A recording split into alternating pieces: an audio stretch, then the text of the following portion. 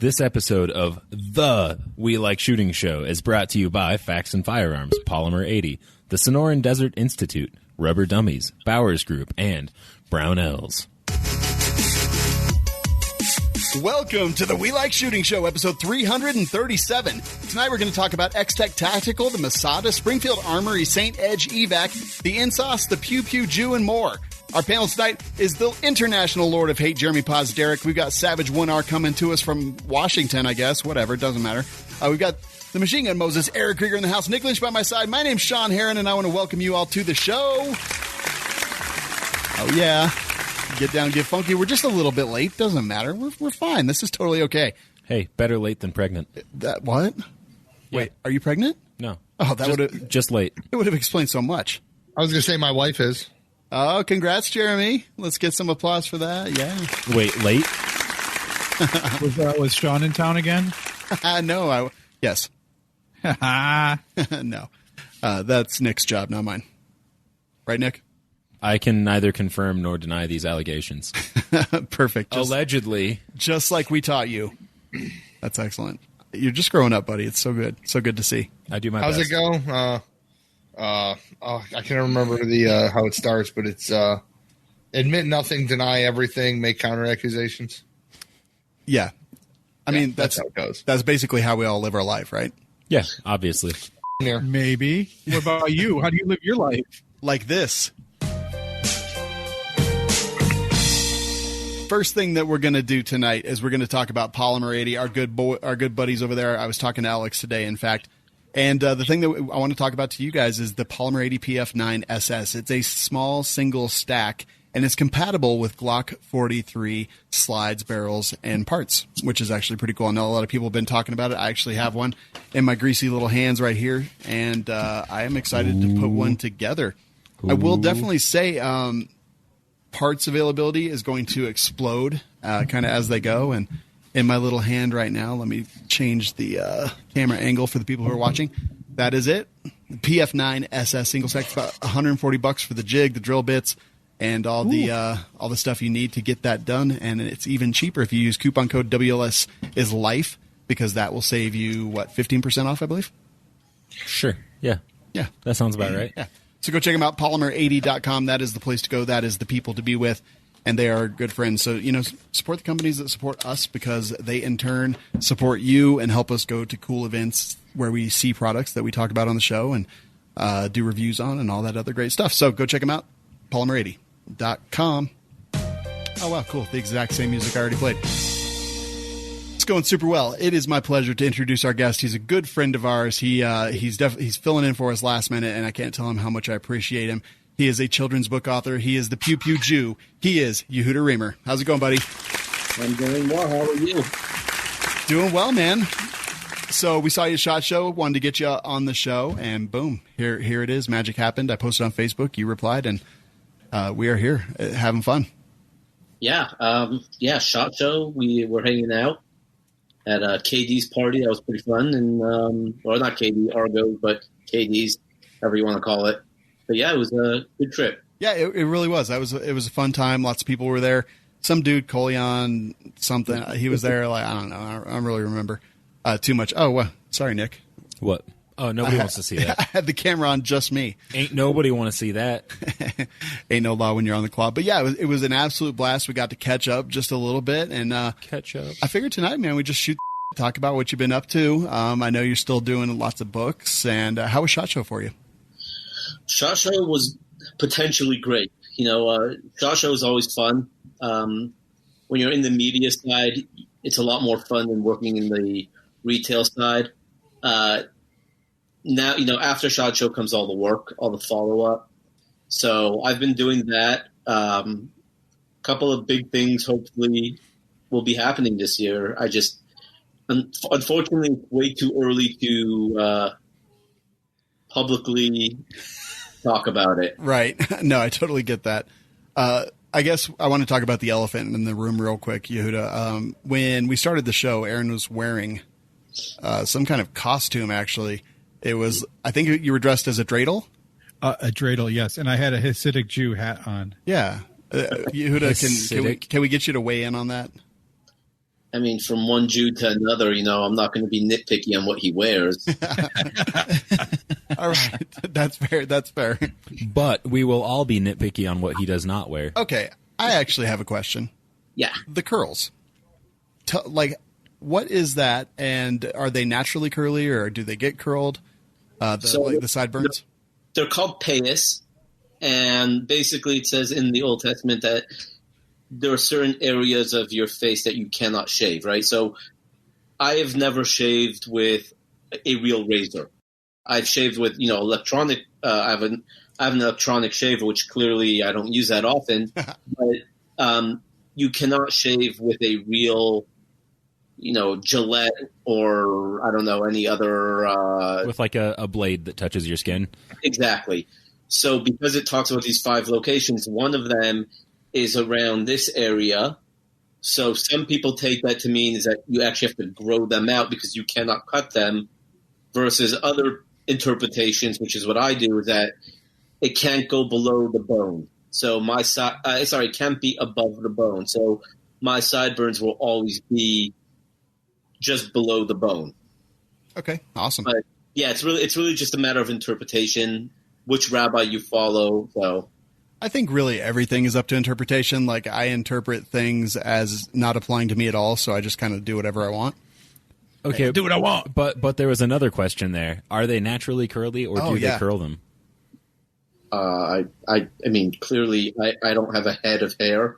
I don't really know that much of hair or whether or not they're naturally curly. This is slightly follically challenged. This is actually from a conversation we had at SHOT Show. We saw some Hasidic Jews walking around, and we were like, do they curl those every morning, or is it just like that? I mean, I've seen video of, mothers, they'll take, I don't know, some kind of like oil and, do it to their little kids. But, if mothers are still doing that when their kids are like 25, that's creepy. I mean, my mom still ties my shoes. So. I was just going to say Nick's mom still wipes his butt, but never mind. That's a full-time job. Ain't nobody got time for that. All right, enough of that. I think you hurt Nick's feelings there. Look at him. Oh, I'm sorry. Are you okay? It's fine because she went to nursing school. Okay. But what he means is actually like breast nursing. Oh, I want to go to that school. That's not to attend, just to watch. Oh, okay. Yeah, I mean, you want to audit the class. Aaron is going to learn how to breastfeed. Yeah, well, I mean, I know how to. I mean, with a set like Aaron's got, I can't see how you wouldn't. What else is he going to do with those memories? Anyway, Yehuda. Man-maries? Yehuda, I alwaess say that SHOT Show is basically just where everyone goes to lie to each other for a week. It's kind of fun, and I'm not saying this to be like a head and be like, oh, no one talks to us. Like people that do respond, but in general, like all the people that say they're going to get back to you or that, oh yeah, that sounds great, I definitely want to talk about it. I'd say that maybe 85 to 90% actually don't, and getting replies back is pretty tough, right? Yeah, I would definitely say so. One big thing is you come home with a stack of probably like 200 business cards, and out of those 200 business cards, maybe 20 of them, and I'm not doing this to be mean or being, oh my gosh, look, I'm so high up on the food chain, but at the end of the day, like 20 of them are people that you actually might do business with, and 20 people that you have to follow up with. Yeah. So, yeah, I agree. Yeah, it is a little bit tough, and it comes to down to follow up and stuff like that. And I know that I know how hard you work. I've told you in private in the past that I admire it. I've held you up as an example to other people who have asked me for advice on how to just kind of how do you do this? How do you be successful at it? And how do you kind of grow like a brand? And I'm like, well, the first thing I want you to do is go look at Yehuda Reamer and see everything that he does. And I want you to emulate it because this dude works harder than just about anybody I know. Like, it's got to be rough, right? Like, tell us a little bit about that journey for you. Yeah. So, when I first got into the industry a little over 3 years ago with my first book, everyone, a lot of my friends, people not in the industry because I didn't know anyone yet, were all like, be careful. There's a bunch of anti-Semites, bunch of redneck gun owners out there. They're gonna hate you. And I was like, based on working with Ben Shapiro for a bunch of years and working in the conservative media business, I didn't find that. I didn't find that people on our side of the aisle were racist or anti-Semitic. And I was like, yeah, we'll see whatever happens. But then, you walk into the industry, and I'll never forget my first show I ever went to was the NRA show in Atlanta. And, I'm just sitting there not knowing a soul at this entire event. And you just got to ask. I mean, that's my big thing, right? You just got to ask. If there's someone you want to meet, you literally go. I mean, one big thing is this past SHOT Show. I waited like an hour and a half to meet Demolition Edge. Oh. Right? Now, why did I think he was going to all of a sudden, become my best friend and, start promoting my books left and right? No, but it's a long con, right? I'm hoping that now he knows who I am. He has signed copies of all my books for him and his kids. So now I cultivate a relationship, and it's not something that happens overnight. When you go to SHOT Show, when you are trying to build a brand, you truly need to. I mean, when you're doing it all by yourself and you don't have a marketing team behind you, I mean, you're busy 24/7. You're answering your own Facebook messages, Instagram accounts. You're replying to people. I'm trying to run a business, so if there's something wrong, I'm still trying to design all my T-shirts while at the same time writing new books, while at the same time dealing with orders that were messed up. I mean, you're really hustling as hard as you can. But, eventually one day it'll grow to the point where I can start hiring people to help me and stuff like that. But until that happens, you just got to, keep your head low and just nose to the grindstone. Yeah. It's funny, man. We get a lot of messages, and very often they'll be like, "Who's this?" And I'm like, "Sean." And they're like, "Oh my God, I can't believe you're replying." I'm like, "What do you think? I got fairies like that just respond to Facebook?" Yeah. I mean, 1, 2, 3 right there. Wait, what? Yeah, man. It's like, and I've responded at like 1 a.m, 2 a.m, just like 6 a.m, just like kind of that's mostly when I'm for everyone who's out there. It's every time he has to get up in the middle of the night to pee. Yeah. Which is constant. Well, yeah, I keep telling him he should get that. I am on a diuretic, so I mean, thanks for bringing that up. You want to talk about my neck some more too, you kid? I assumed that your prostate was just my prostate's fine. You want to lick it? Is that a thing? I don't think my tongue is long enough to lick your prostate, Sean. You can fart punch him. No, I don't want any of these or things tongue to happen. punch his fart box. I think there you go. Yeah. But Yehudi, I have held you up as an example, literally just because I do see how hard you work. And how frustrating does it get sometimes when things don't fall into place like you expect them to? Oh God, it's super frustrating. I take everything that happens to me. I try to learn from it. Everything is an educational opportunity. So I see people approach me and they're like, "Hey, yeah, can you do this, do that?" Or I'll go up to somebody and approach them and like, "Yeah, we'll do it. Yeah, we'll partner up on this, we'll partner up on that," and then you never hear from them again. And it's part of life. I get it, and it's super frustrating. But I try very hard not to be that person. So, I just had, and I guess I'll give them a shout out. But the website Ammo to Go, they just reached out to me and they said, "Hey, we love what you're doing. Can we send you ammo to continue your training? That way, you just give us a shout out." So I was like, "Yeah, why not?" Like, yes.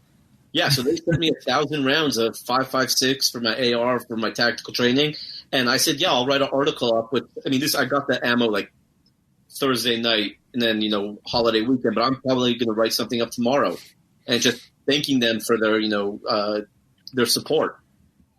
But you have all these people that expect something, and you never get it, and it's tough. Yeah, it definitely does. And the only reason I bring up some of the kind of the hardships is so that we can talk about some of the successes in a bit. But let's talk about, we briefly touched on like sharing and how people help each other or rather don't in this industry. And I kind of wanted to visit that. And then I promise we are going to get to some good stuff, but it's hard to understand the value of good things unless you know the value of the badness and stuff like that. Right. Right. So let's talk a little bit about like people in the industry that have the ability to help, but generally don't. Yeah. I mean, I know we were talking about it a little before, and it's like one of those things. I hate stories on Instagram or Facebook, and not because people don't look at them. I mean, I can tell you people do look at them just because I'll see people respond to my stories. But the issue that I have is that, you'll have someone be like, oh, I'll do you a favor and, I'll post something. I'll post something for you if you give me a shout out or vice or whatever. And then I try to post, I'll post something. And then when let's say, for example, my books, right? We talked about this. So for example, my kids' books, people are like, oh yeah, the Second Amendment is so important. And I'm like, well, I have a children's book on the Second Amendment for kids. Oh my God, we're gonna talk about that. I'm like, great. And then they do like a 24-hour story about it. Well, does that really help me? I mean, maybe a few people will see it. I'm a very big believer in if you are going to help promote somebody or a business or a product, you actually make a post. You don't just do a little 24-hour story, because in reality, let's say even 300 people see it, 400 or 500 people, that's nothing in the grand scheme of things. I want someone 2 days later to come to my Instagram account and say, oh, wow, let's look through all of his stuff. Or what's that gun he posted? Oh, it's, Polymer 80, right? Something like that. They're like, that's really cool. So why not keep it there so that people can continuously come back and see it over and over again? And unfortunately, you have these big names in the industry, and I get it. I understand where these big names are coming from, and they have their own brand to protect and stuff like that. But we're all in it together. As big as the Second Amendment world is, the actual industry is very, very small. Yeah, totally agree. So I don't get stories, man. I really don't like them. I've been trying to use them more lately, and mostly I just post pictures of food and like my desk when I'm working, because I don't really know, like the stuff that I post, I'm like, I want people to come back and see it and, see it tomorrow and the next day and stuff like that. So I don't get the stories. And I think honestly, it's a cop out. Like a lot of times when they're like, yeah, I'll share your stuff to my story. Like, who cares? The story's so easy too. I mean, okay. So the concept behind the story in Instagram is you find a picture that someone posted. Usually it's a repost, which is what, something it's even lazier than the regular post.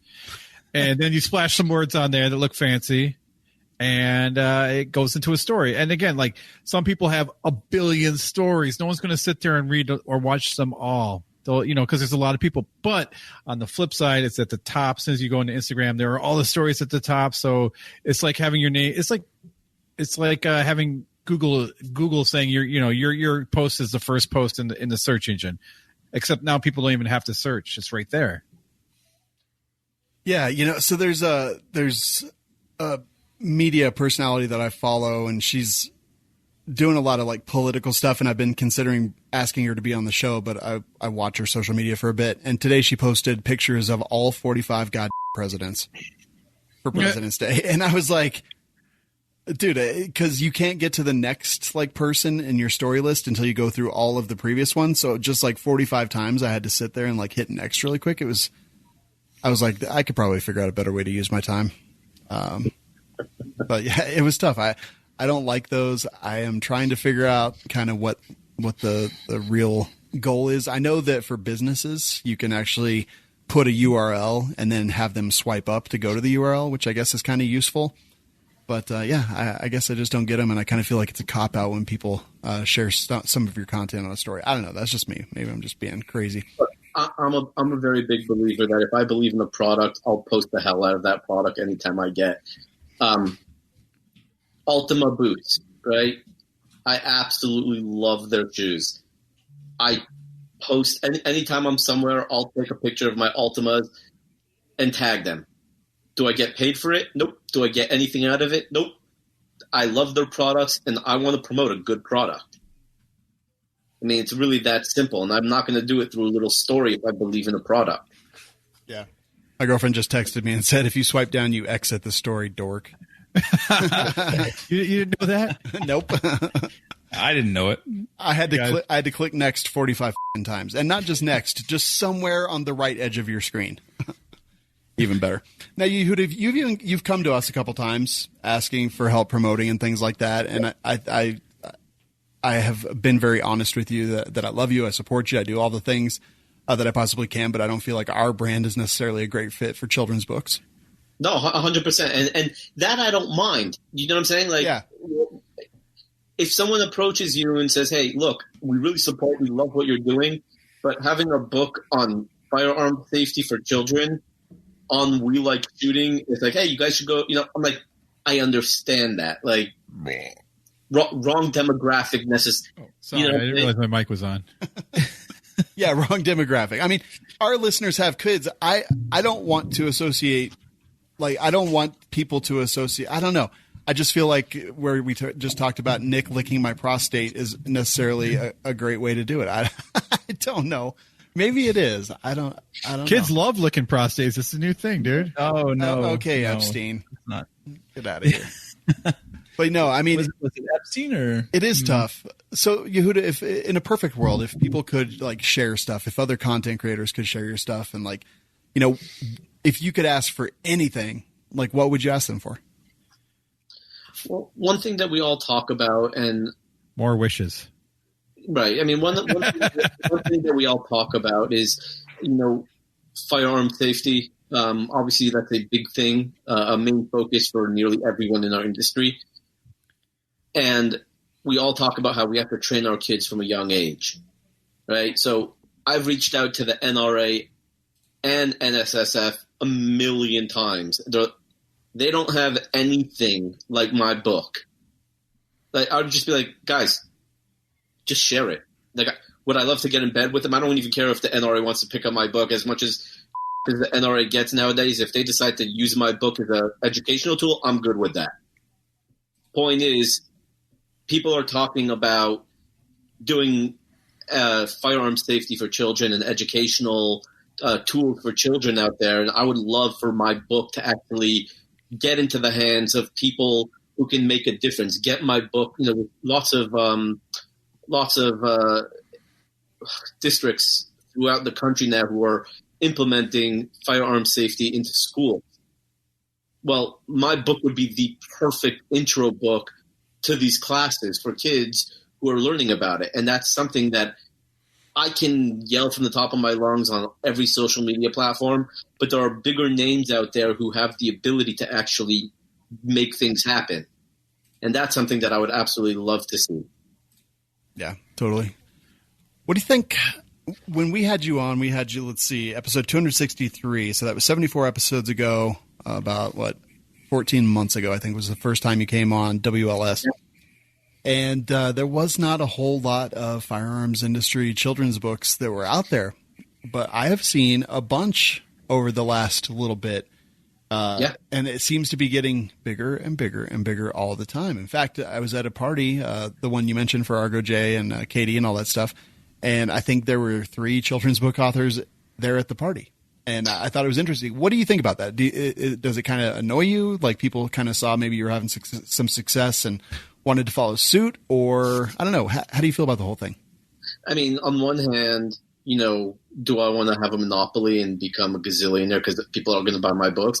Well, yeah, of course. But on the other hand, first and foremost, I care about the lives of all these children who unfortunately lose their lives in, firearms accidents. The more books, the more educational tools out there for parents and for children, I am 100% for that. So, you know, I know the EDC guy just came out with a book. I have not had a chance to see it. But at the same time, one thing that I set out to do when I started writing my books is specifically to inspire people to get out there and make a difference. And if that means, if you think you can write a better firearm safety book than mine, by all means, go for it. I wrote a kid's book. You did? I actually wrote 4 kids' books.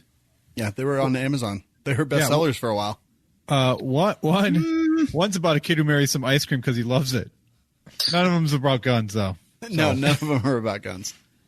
And Aaron's not allowed to write children's books anymore by law. But Sean, what's his name also came out with a kid's book, Rob Pincus. Yep, Julie Golub too. Well, right, Julie came out with one. But Rob, for example, he will tell you straight out that not only did I inspire him to write his book, but he specifically wrote his book to complement my book. Oh, nice. Now, Rob has been in the industry for 30 years, if not more.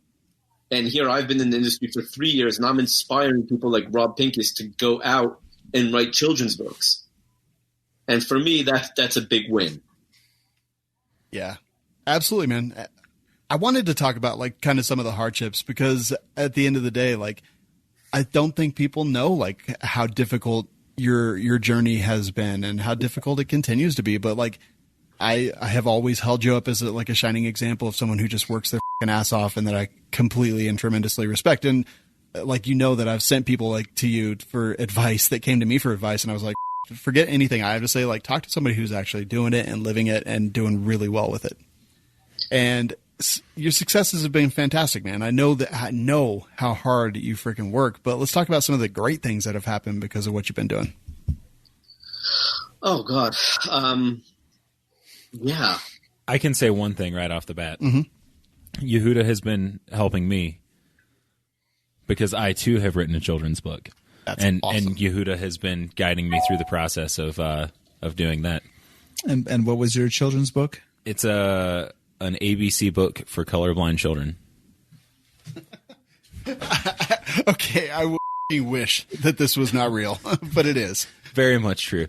But yeah, I mean, while my example is really shitty and horrible, the fact is still there that I hit Yehuda up one day and I was like, hey man, I have some questions about this. And he's like, yeah, here's my number. Give me a call anytime. I'll help you out.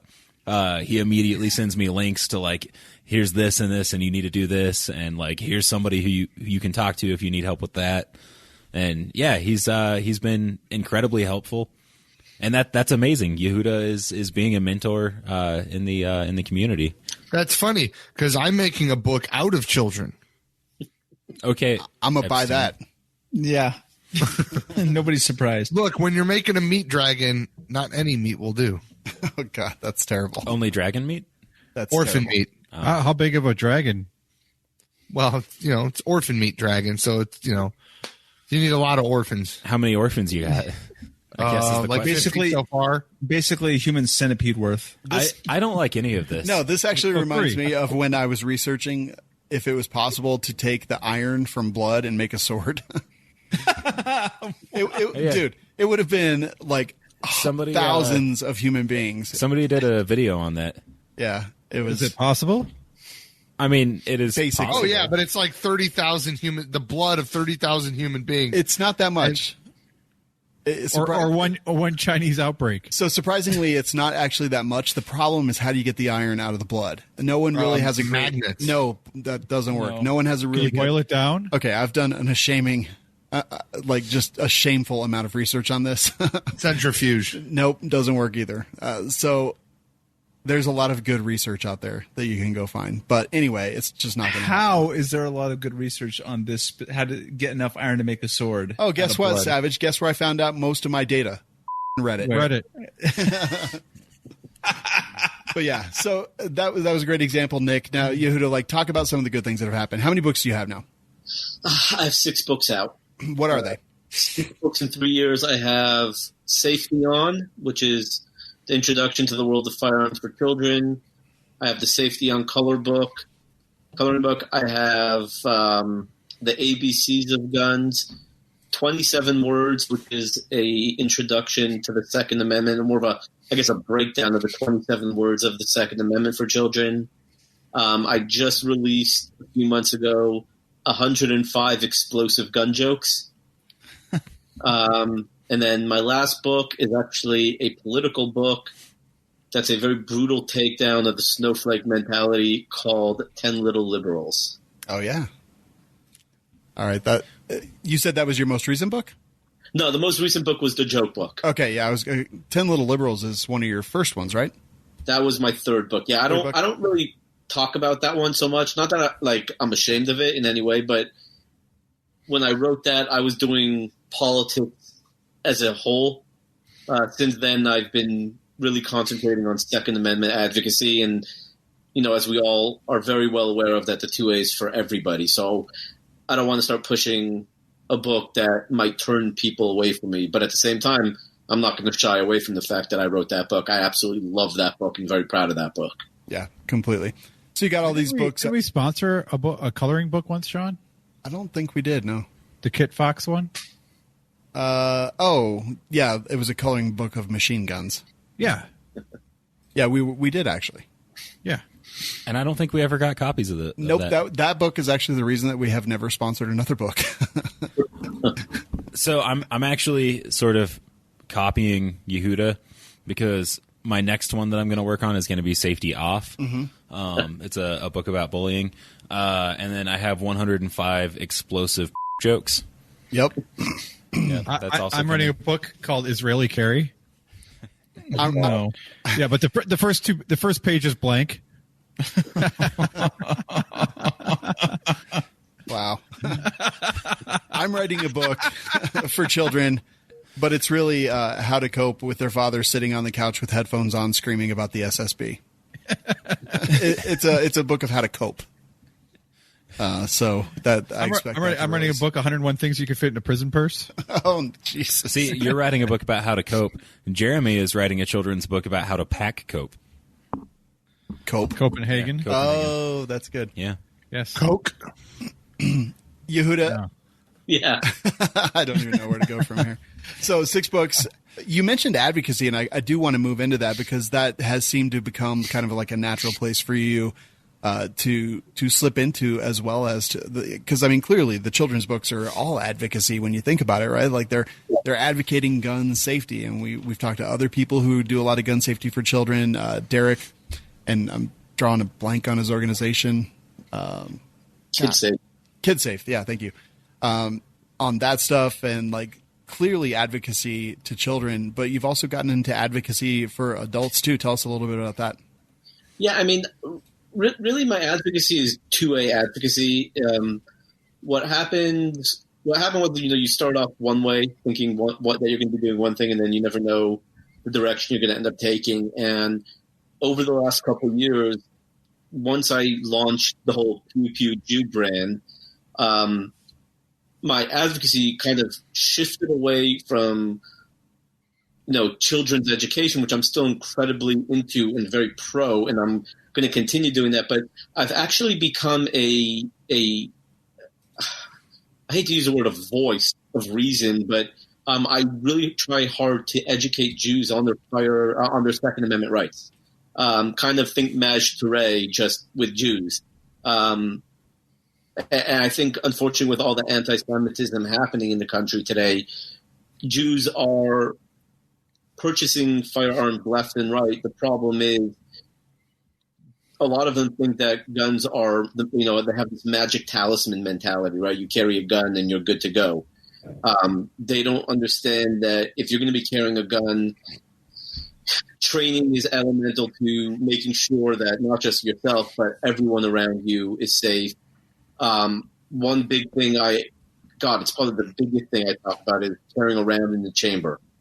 And I can't even begin to tell you how, 99% of people I know, in terms of the Jewish world, do not carry around in the chamber. And, they're pulling out these bogus statistics about accidents happening. And I'm like, yeah, well, accidents are happening because you're buying a $20 nylon holster from Amazon. Like, yeah. The obvious stereotype that we could. Don't do it, Jeremy. Don't do it.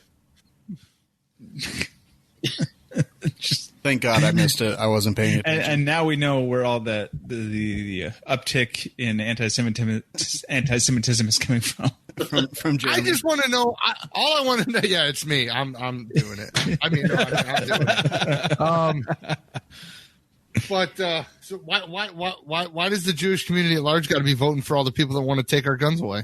Because a lot of them are Jews in name only, right? So, Genos, like Aaron. I don't even think the only reason I'm considered a Jew is because you guys keep calling me one. No, I always said you're Jewish. The ish is heavy there. No, but really, what it comes down to, it's a mentality following the Holocaust, you had a lot of Jews immigrating to America, and they were religious before the Holocaust, but then they decided we don't want to be religious anymore because how can God do something like this? Now, again, I'm not making judgment on anybody. Whatever people decided to do following the Holocaust, God, I can't even remotely begin to imagine what was going through their minds. So, but following that, you had this mentality of, we gotta just keep our heads down as far as possible, and none of them really embraced the Second Amendment. And over the years, there was a lot of assimilation, and they kind of veered away from Judaism a lot. Again, this is not a judgment call. I don't care about any of that, really. My point is that over time, politics became the religion over religion. Do you think there is a difference in the mentality between Jews living in Israel with firearms versus here in the United States?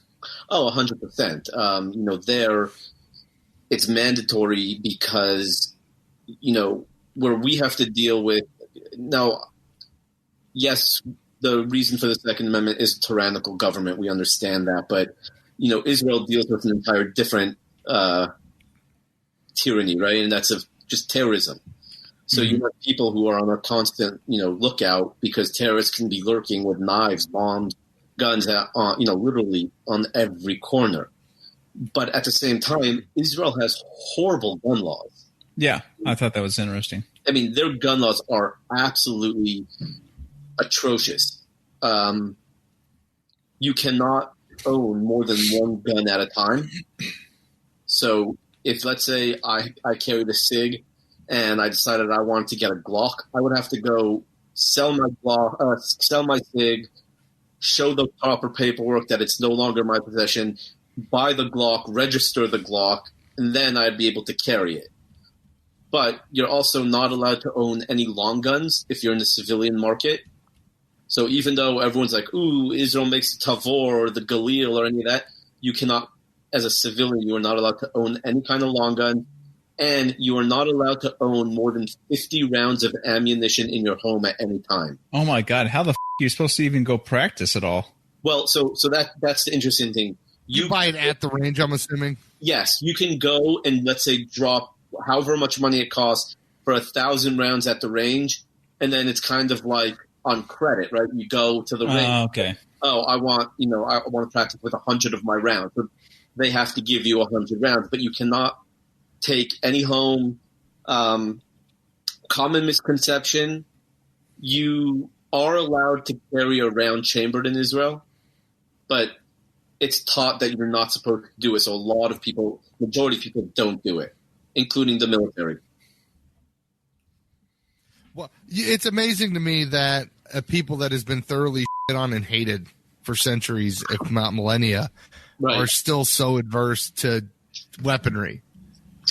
I mean, I don't think they're adverse to weaponry. I honestly, I don't know what it is. Why they're just so. I guess they are adverse to weaponry. I don't understand. Elitist about it? Like, I don't. It's more like a capitulation mentality. I don't think it's elitist. It's a mentality of, if we just be good, people will leave us alone. Yeah, I guess. Yeah, I mean, I don't know what it is. But, history has proven that false. Yeah, yeah. But you would think that a country that's producing the Tavor and the Galil Ace and the Jericho and some big name firearms, that they would be more of a firearm friendly nation, but Israel's really not. It's actually shocking how bad their gun laws are.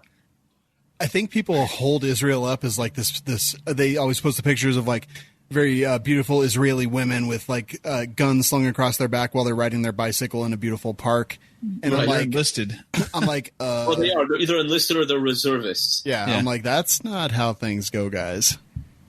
I mean, look, you can go to Israel and you will see that. I mean, you see these drop-dead gorgeous, Israeli female soldiers with ARs or Tavors strapped to their back wearing sundresses and sandals. I mean, that is something that you will see in Israel. But, again, no round is chambered, and they're not civilians. They're either reservists or just off duty. But yeah, I mean, it's pretty crazy. Yeah. What does a fella have to do to get like one of those integrally suppressed 1022s or an old Jericho or something cool like that in Israel? Well, you can't own a long gun. Yeah, not even a 22. That's what if ridiculous. What if it's a very short long gun? To my knowledge, you cannot. If I remember, I had a guy on, and he said, I'm pretty sure he said that you cannot own any long guns, possibly a 22, but only for if you're like a competitive shooter in Israel. Some weird. Sounds like everyone's a competitive shooter over there. Pretty much, right? That's pretty lame. But the interesting thing is handguns are not restricted, meaning you can carry whatever caliber, whatever gun, big, small, doesn't make a difference. It's ridiculous. Yeah. Deagles for days. Just weird, man. It's pretty crazy stuff. The Pew Pew Jew, that's new from the last time you were here. Clothes and all kinds of other stuff. Tell us about that. What made you launch it, and what is it? Phone with a buddy of mine in the industry, and he's a journalist, and he's like, "Man, you're like the Pew Pew Jew," and then all of a sudden the little wheels in my head started turning, and I called my designer, the guy who does all my books. I'm like, dude, I need a logo that has the Star of David, a gun, and the words "the Pew Pew Jew" all in one logo. And like 3 days later, he came out with my logo, and I started it hopefully, to support my writing habit. But it kind of took a mind of its own, and now it's become my persona. And over 70 pro-gun, post-Second Amendment T-shirts, and it's been fantastic. It is awesome. By the way, we just ordered some yarmulkes. Oh, how many? 2. One for Nick, one for me. Perfect. Whoa. The only Jewish guy doesn't get one? I paid for him. I paid for mine. Oh, okay. Fair enough. I mean, it's funny. Can't you just do this? Just like tear the bill of your hat. Oh, there. Yeah. All right. No, Jeremy's got a point, Yehuda. It's a one-size-fits-all yarmulke. It's a snap front. I mean, the whole idea is just it's just to have something over your head, right? It doesn't have to. Well, the term yarmulke is actually 2 Hebrew words combined and almost into like slang. It's Yira Malka, which means fear the king. And the idea behind it is that, if I'm at a friggin' Walgreens and I'm like, oh, I'm really hungry, I want that Snickers bar, I'm going to kind of just take it and slip it in the pocket, just a reminder that God's always above you and that, just act accordingly. I thought it was to keep aliens from stealing your thoughts. They have tinfoil in the inside, it's true. Oh, okay. It is true. Yeah. And they think of everything. Yeah. So you've become pretty prolific with the shirt designs. I was looking through the website and I see a bunch that I actually hadn't even seen before, but at thepewpewjew.com, scrolling across the bottom of the screen right now for anyone who's watching, there's tons of stuff. One of my favorites was the gun control is not kosher, with the pig smoking a cigar. That's great. That is pretty great. That is actually the most popular one. I've put that on pillows, covers, shirts, patches. I mean, I get questions. I get this question all the time. They're like, well, we're not Jewish. Is it anti-Semitic if we wear that? I'm like, it's anti-Semitic if you don't buy it, you cheapskate. Go buy it. Right? Listen, Yoda. Using the guilt to get people to buy Did you just f***ing call him Yoda? No, I said Yehuda. I said Yehuda. But it was a Midwestern accent. Not sure I am. Yehuda. I give you heard. I give you full permission to use my likeness and the Michigan Moses, and then tag all your stuff that says he approves. Michigan. You got to send me that, and we'll see. Machine Gun Moses for sure. We'll see. Well, I already have one of Moses carrying the 2 tablets. One of them says 2A, the other tablet says God-given right, and in his other hand's an AR-15. No. Does it look like me? Nice. If it does, we need to talk. If it doesn't, we need to talk. I mean, it's kind of a badass Moses. So not you, Aaron. What? One of my favorites is Aaron's like, yeah. That's it right there. One of my favorites is the eye chart. It's like a eye chart, but it says "second shall not be infringed," kind of in the progressively smaller letters. I think this is the eye chart that Dims look through mostly because they can't see that last part. But yeah, there's all kinds of great stuff, and it's not all Jewish related stuff. No, most of the stuff isn't Jewish related, and like if you go to page 2, you'll see some of my newer ones. Oh yeah, that was a big seller when it came out. But if you, like I have like the one that I'm wearing right now. It's the Gonzalez flag, but it says "Come and take it" in Hebrew. Oh, that's awesome. Cool. Yeah. So that one was very popular. Like I have "Don't Tread on Me" in Hebrew. I have my Boogaloo shirt. That one. I like the GI Jew. That's awesome. Yeah. Little known fact: if you look at Hebrew backwards in the mirror, it's still Hebrew backwards. Okay. Yeah. What? Yeah. That's cool. Did you know Hebrew has no vowels in it though? No. Yeah, no vowels. Oh, look at that. The MTV one. Yeah, That's MTV. cool. I want my M16. That's okay. Dude, how did I not see all these? You need to post more on social media, I think. I do, but I'm telling you, anytime I post anything with a shirt, I get like 15 likes, and either people really just don't care and they're not interested. Stories, dude. Put them in stories. Put them in stories, yeah. God. If you get the same effect. If you try that and it works, I'm going to be so pissed off. Yeah. But yeah, there's all kinds of great stuff here. And then like they're just the shirt. If you go, you can go to like clusters. It's just like different things that are all grouped together. And then like EDC, like I have for just hats, not hats, like drinkware, like different mugs and patches and here it is. Yeah. That looks nothing like me. I'm very disappointed. Hey, same hairline at the top. But yeah, he's got the same 5 head, but he weighs about 100 pounds less. Right? But that gun is huge. Okay, I'm going to tell you, that gun might be too big. Wandering in the desert, God's carrying a 308. It's good stuff, man. This is all water weight. That's what it is. If we dropped Aaron off in the desert and made him walk around for 40 years, he'd be a lot thinner too. Can we just drop Aaron off in the desert? Yes. Wait, you can drop me off in any dessert you want. Hey. Wholesome AF. So you know how there's all the like the infidel stuff? Yeah. I kind of want like a bumper sticker or an AR lower or something that says "Goy." Nice. Why? What does that mean? It's like a Goyim. non-Jew. Oh. Non-Jew. Basically, it's just the real translation of the word "goy" is nations, but really it means non-Jew. I just like 10 people would get it. Yeah, that's my kind of humor. Kind of like the cat's ass. I think I'm actually I had nothing to do with that. Nick, I think you just inspired a T-shirt that's just going to say "goy" right across. Do it. I love it. There I you want go. one. Demand royalties. People are asking. I demand royalties. People are asking if you have a WLS coupon code. I'm sorry, say that again? People are asking if you have a WLS coupon code.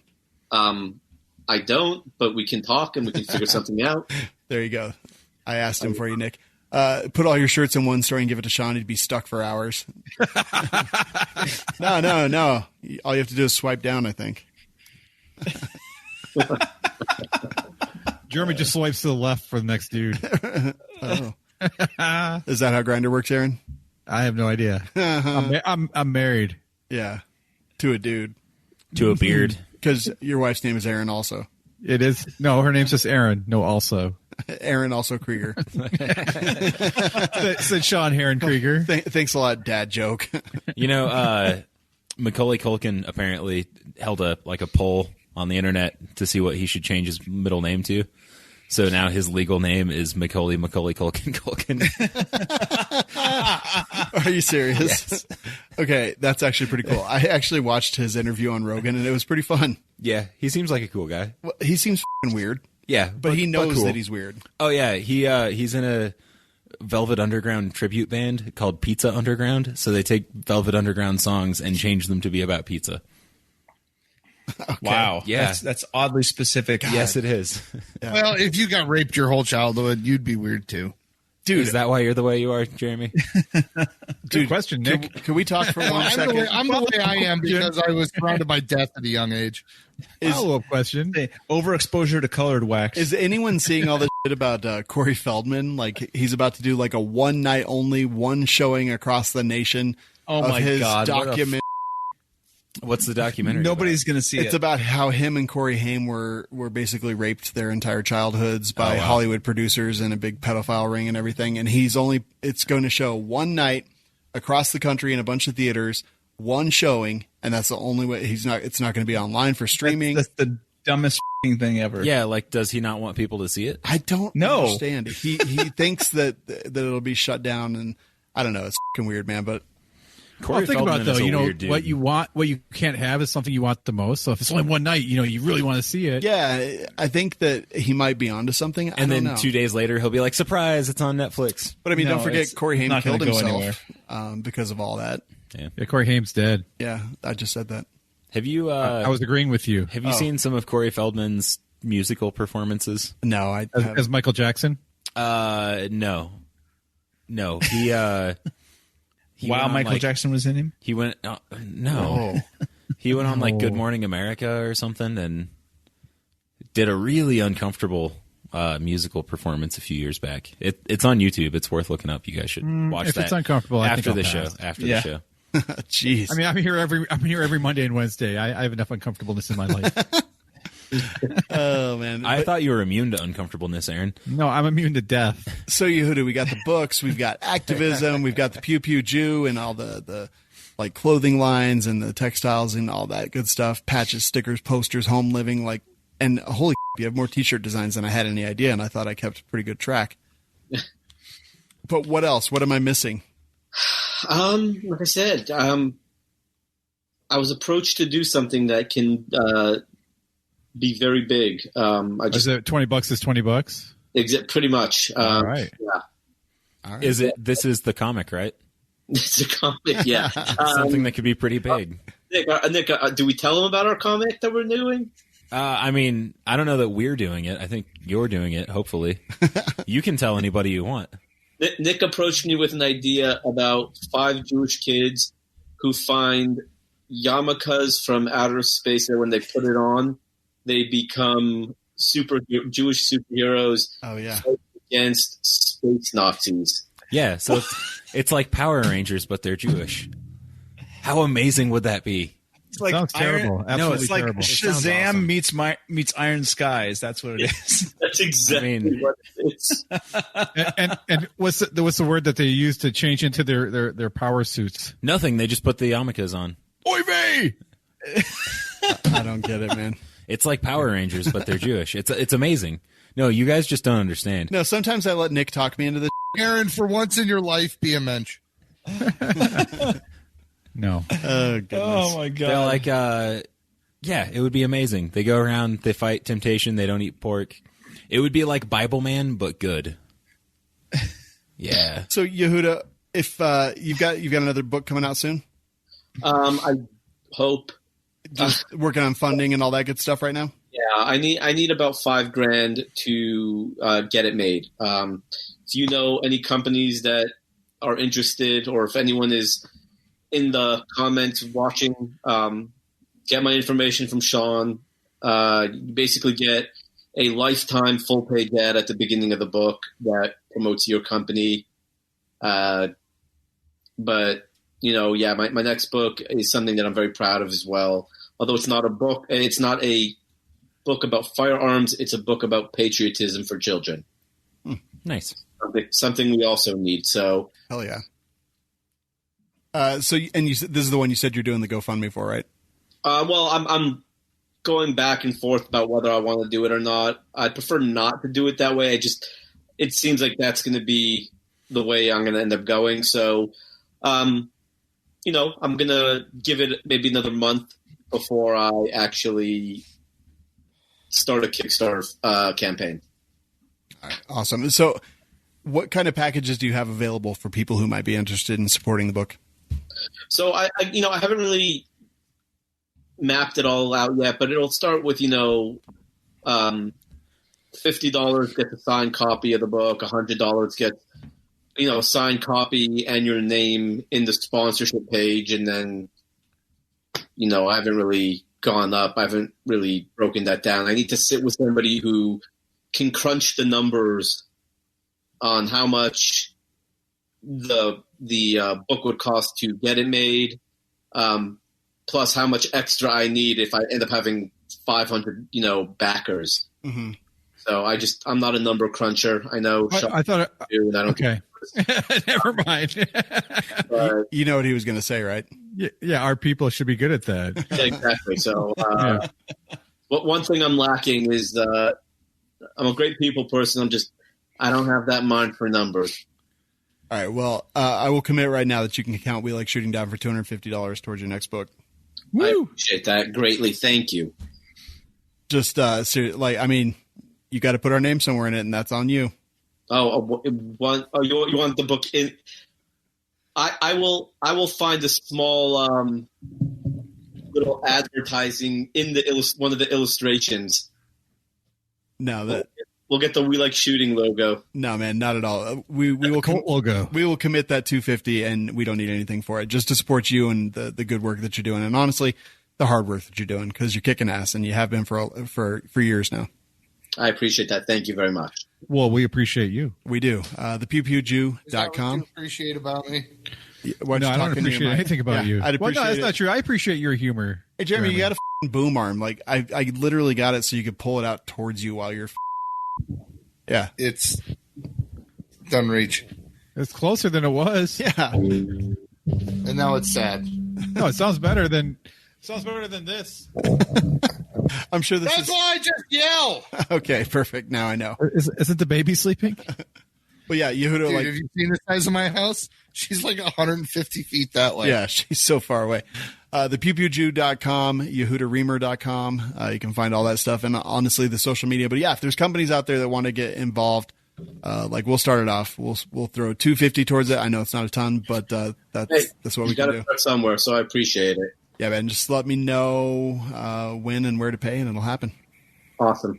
Thank you. You got time to stick around? You got to run. Yeah, I got a couple more minutes. All right, cool. Anything else you'd like to talk about before we move into the show? No, I mean we've covered a lot. I'm good. It was like I said, this was last minute, so this was a treat for me. I love coming on your shows, and it's always fun hanging out with. I'll be honest, it was a treat for me. It was a treat for me as well. More me though. It was more of a treat for me. I think I enjoyed it more than Aaron did. You know what, Sean? I like to party. No, Aaron. You do not like to party, actually. You are such a homebody. I want to party. I just can't. Yeah, you are like the shittiest at partying. It is, because I'll have a drink and I get really tired because I'm old.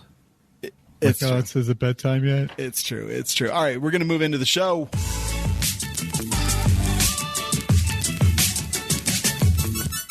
All right, so first of all, I called Tom Bowers because I had questions about a suppressor, and this was the list of notes that I took down. It's like an entire page of notes because Tom knows more about suppressors than I will ever hope to know. He's forgotten more about suppressors than I will ever hope to know. But the can I wanted to talk about tonight and I had a couple questions about is called the Dreadnought. It's a 458. Basically, it's the Dreadnought. It's 458, so it works on 458 SOCOM, 450 Bushmaster, all that good stuff. And I had a bunch of questions that I wanted to ask him about it. We've had this game, we've shot it a bit, and it's pretty freaking awesome. So the questions that I had were like, what's it for? Like, what are the limitations of it? And this can was literally kind of invented because he didn't want to have a lot of limitations here. So this is a 1150 retail. So it's a 19-ounce can, 11.25 inches, 1.7 inches outer diameter. So it's going to fit under a lot of handguards. Titanium stack in it. And the thing that's important there, so it's rated up to a 460 bullet. So 458 all the way up to like 416 Rigby, anything .460 and lower it's going to take. And there is no feet per second limitations or anything else like that.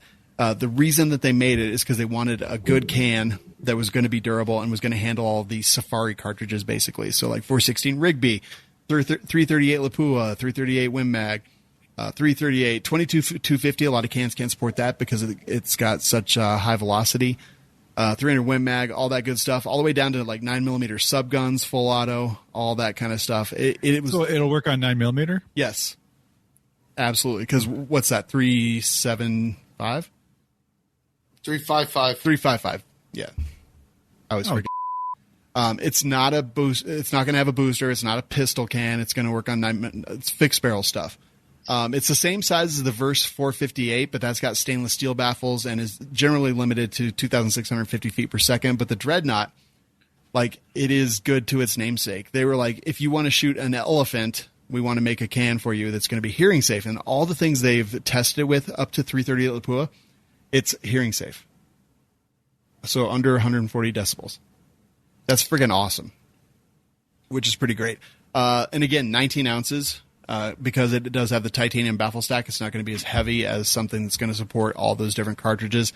And when I was like, well, you know, some of these things people might want, he's like, well, look, we deal in reality. We want cans that do their job well, not just have a bunch of gimmicks, like support a bunch of stuff, but aren't actually hearing safe for a bunch of the things that they support.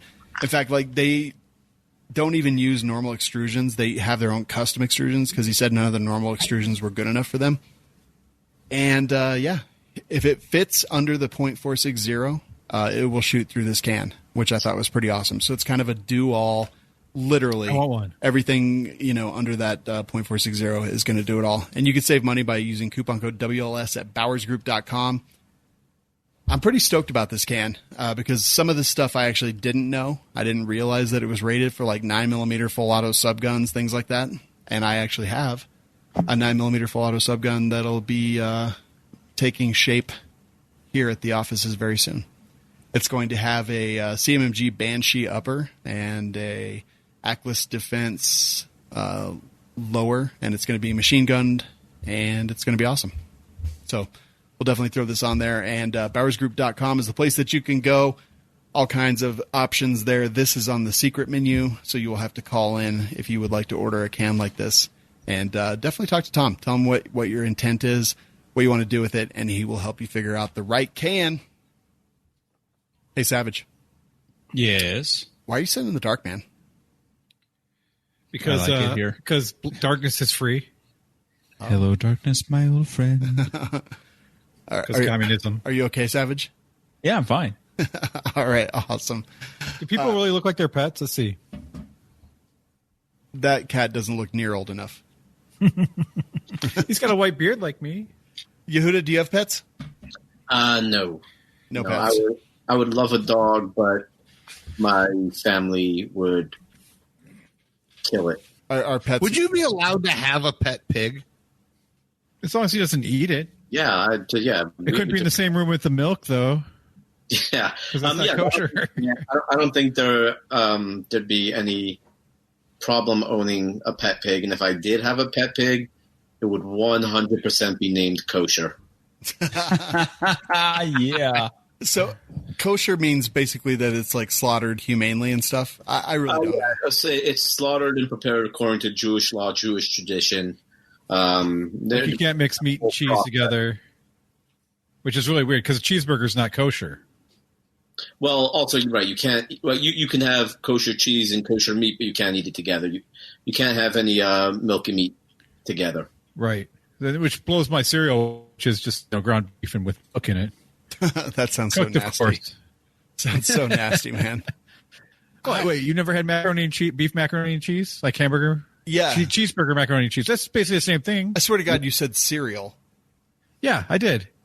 Milk and because you put milk in the macaroni and cheese. That sounds so nasty, dude. I have never had any kind of meat and milk product combined. That is a shame. No meat. Yeah.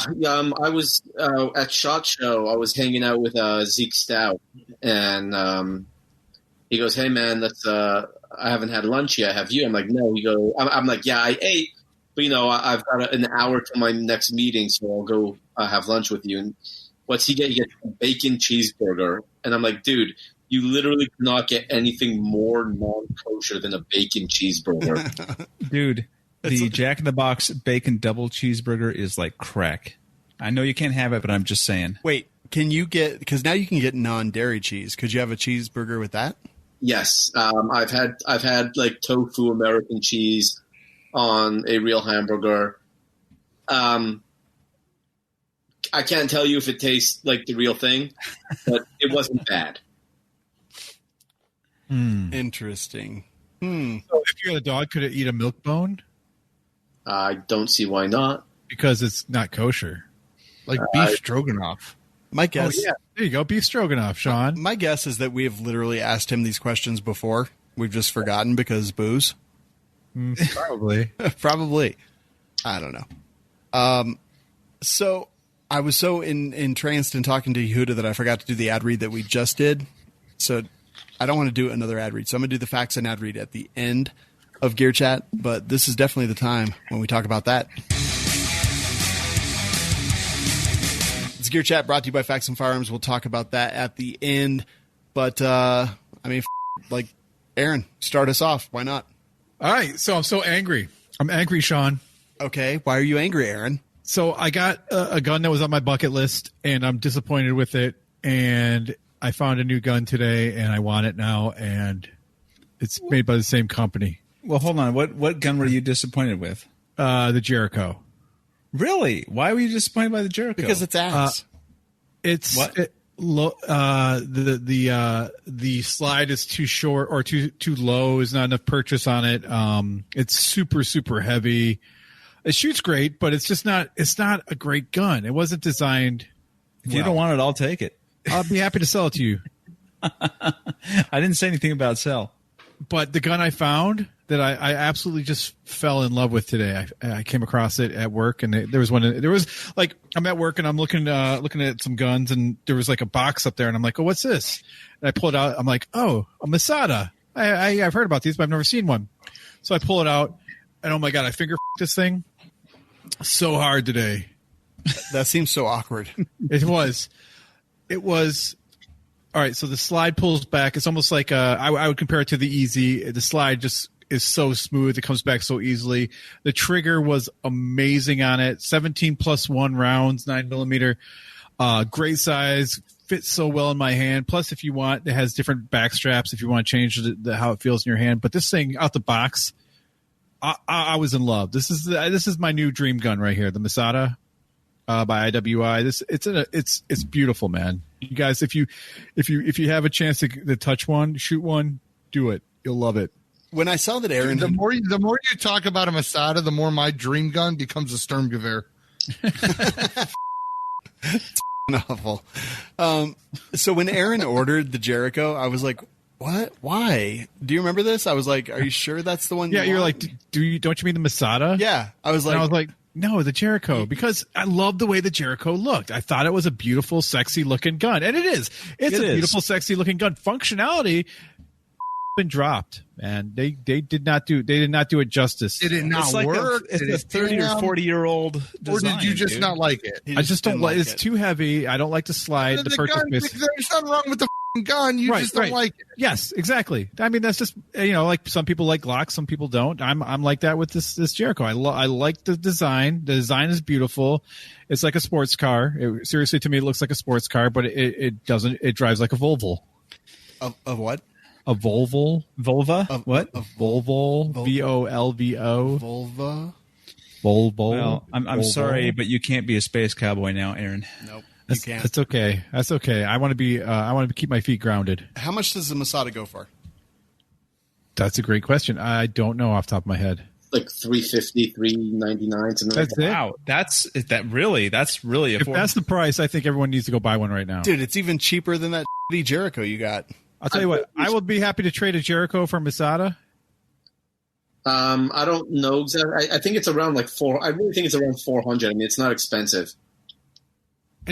Listen, it is actually a really good feeling gun. I've not put rounds down range with it, but the trigger, the reset was really impressive, really tight, crisp break, short reset. yeah, I was really impressed. There's one on Gunbroker for about $409. Yeah.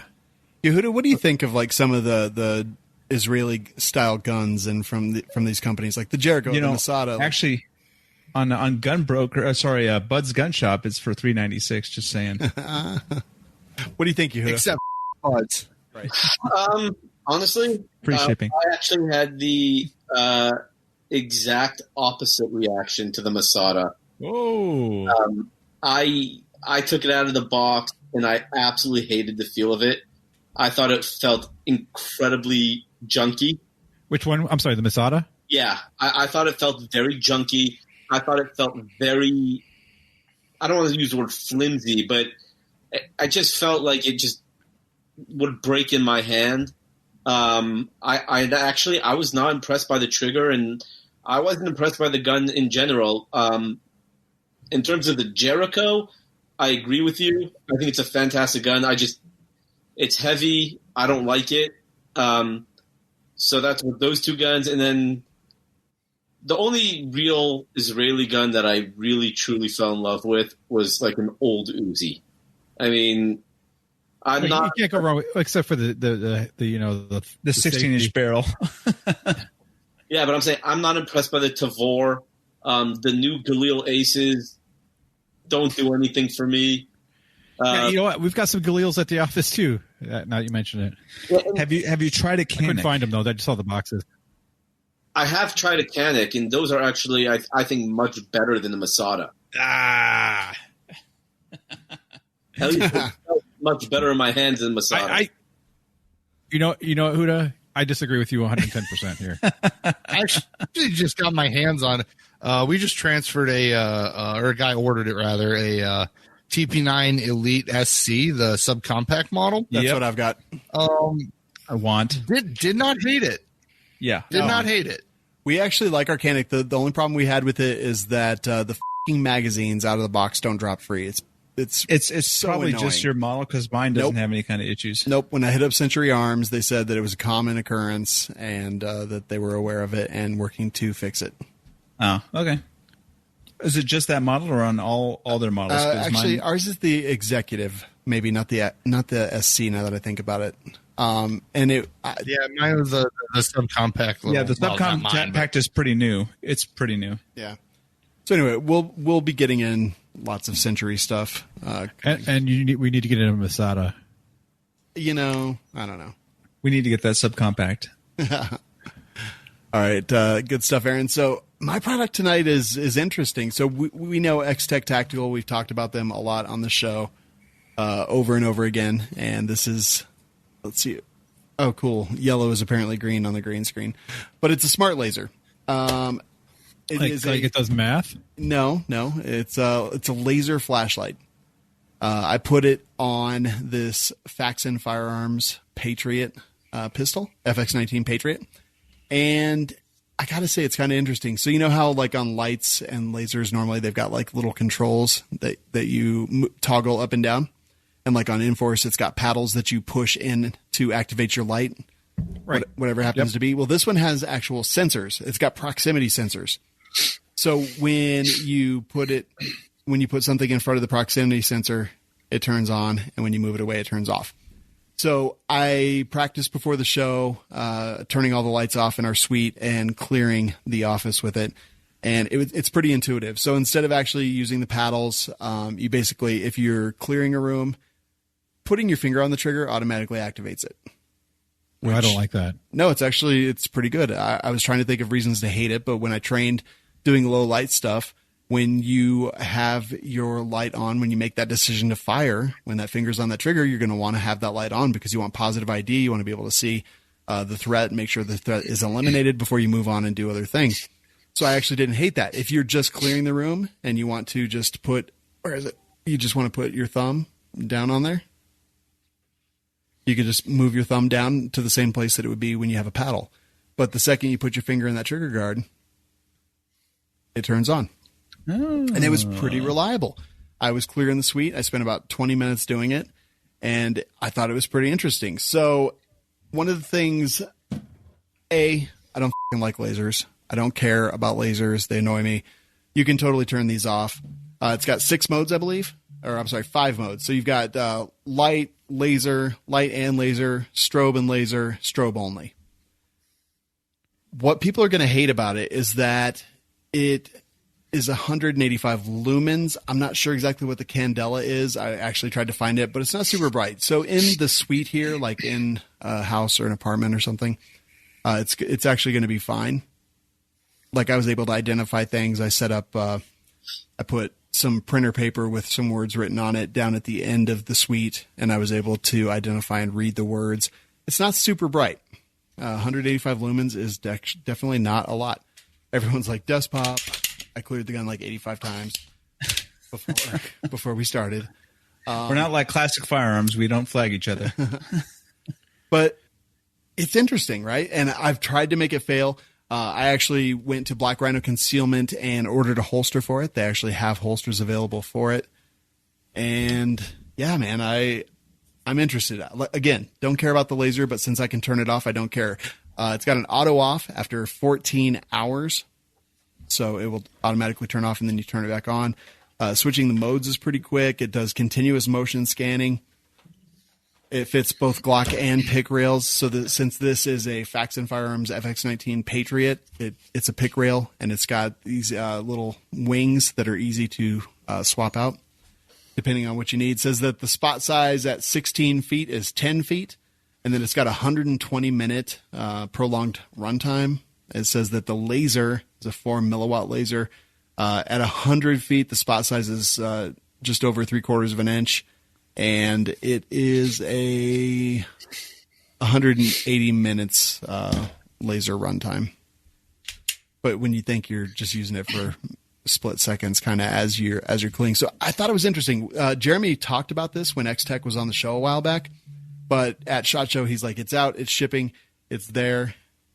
I feel like maybe it might have the tiniest lag, but when I was clearing the room, it didn't seem to make a difference. I was able to dart in, shine my light, turn my light off, move, and see threats. I don't know. What do you guys think? I don't like that the finger in the trigger turns it on. At first, I was like, "Oh, that's stupid," but then I was like, "Well, no, that actually, from the training that I've done in low light stuff, I was like, that it actually makes sense." And if you're holding your finger off the trigger, like next to the trigger guard in the ready position, it doesn't have to be on. Yeah. So I can use my thumb, but if I'm like, "Oh, threat," it automatically goes on. So I don't even have to think about that. I'm like removing a step. Have you tried it with black gloves on? No, but I can actually try it with my matte phone case. Let's see if I can get it in there. Can't quite get. Oh, there you go. Yeah, it did. I think maybe. Oh, wait. Sorry, I'm reflecting it off glass. Let me try this. No. Yep, that works. It works with. Yeah. Okay. So I don't know. Nick, you just got back. I hope you washed your hands. Nope. All right, perfect. In the toilet bowl. So what do you think of that? Can we see Nick? Oh, No. Sorry. You can't There see he me. is. I'm not here. There he is. It seems to activate unintentionally sometimes. When I was playing with it earlier, I would, although of course now it's not doing it that I'm trying to demonstrate. And I had this, I was like messing with it and it went off a couple times, but when I was actually like doing a good grip, it seemed to work just fine. Oh, really?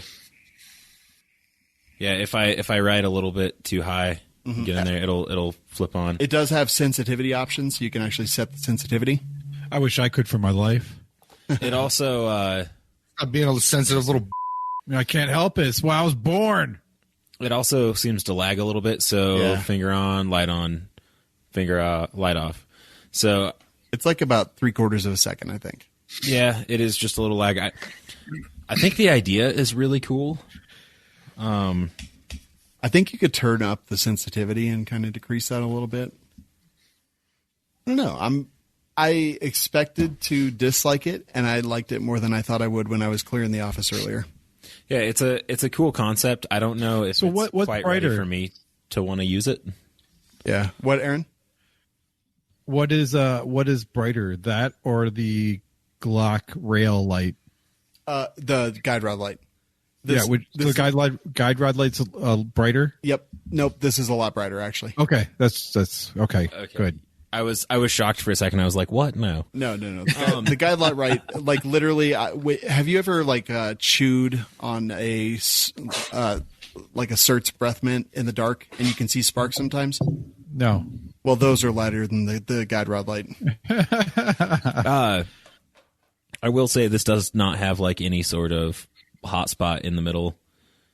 It's got a huge spill. What's the width? It looks pretty wide.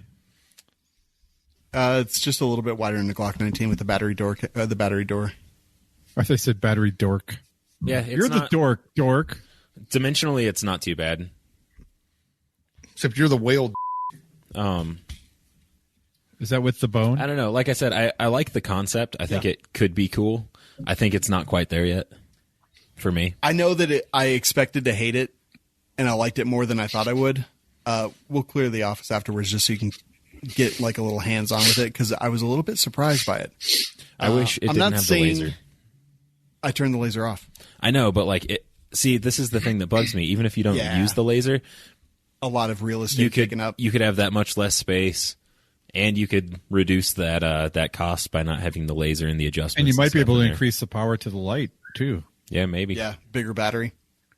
Yeah, I do wish that, but I mean, honestly, how much is it going to take to change that over? Probably not as much. I mean, one whack with the axe. They've got the technology now; they could probably just do a light with it. But we have the technology. Yeah, I don't know. We can build it. I was pretty interested. I wasn't impressed by the stickers on it. I'm like, I don't really understand that. Speed stickers. Laser emitted from this aperture. Let's see. I think if I think you have to have that on there. I think, let's see, if I hit both buttons, I don't remember. Changing it was not too difficult, but apparently, oh, there it is. Okay, yeah. So now I've just got the laser.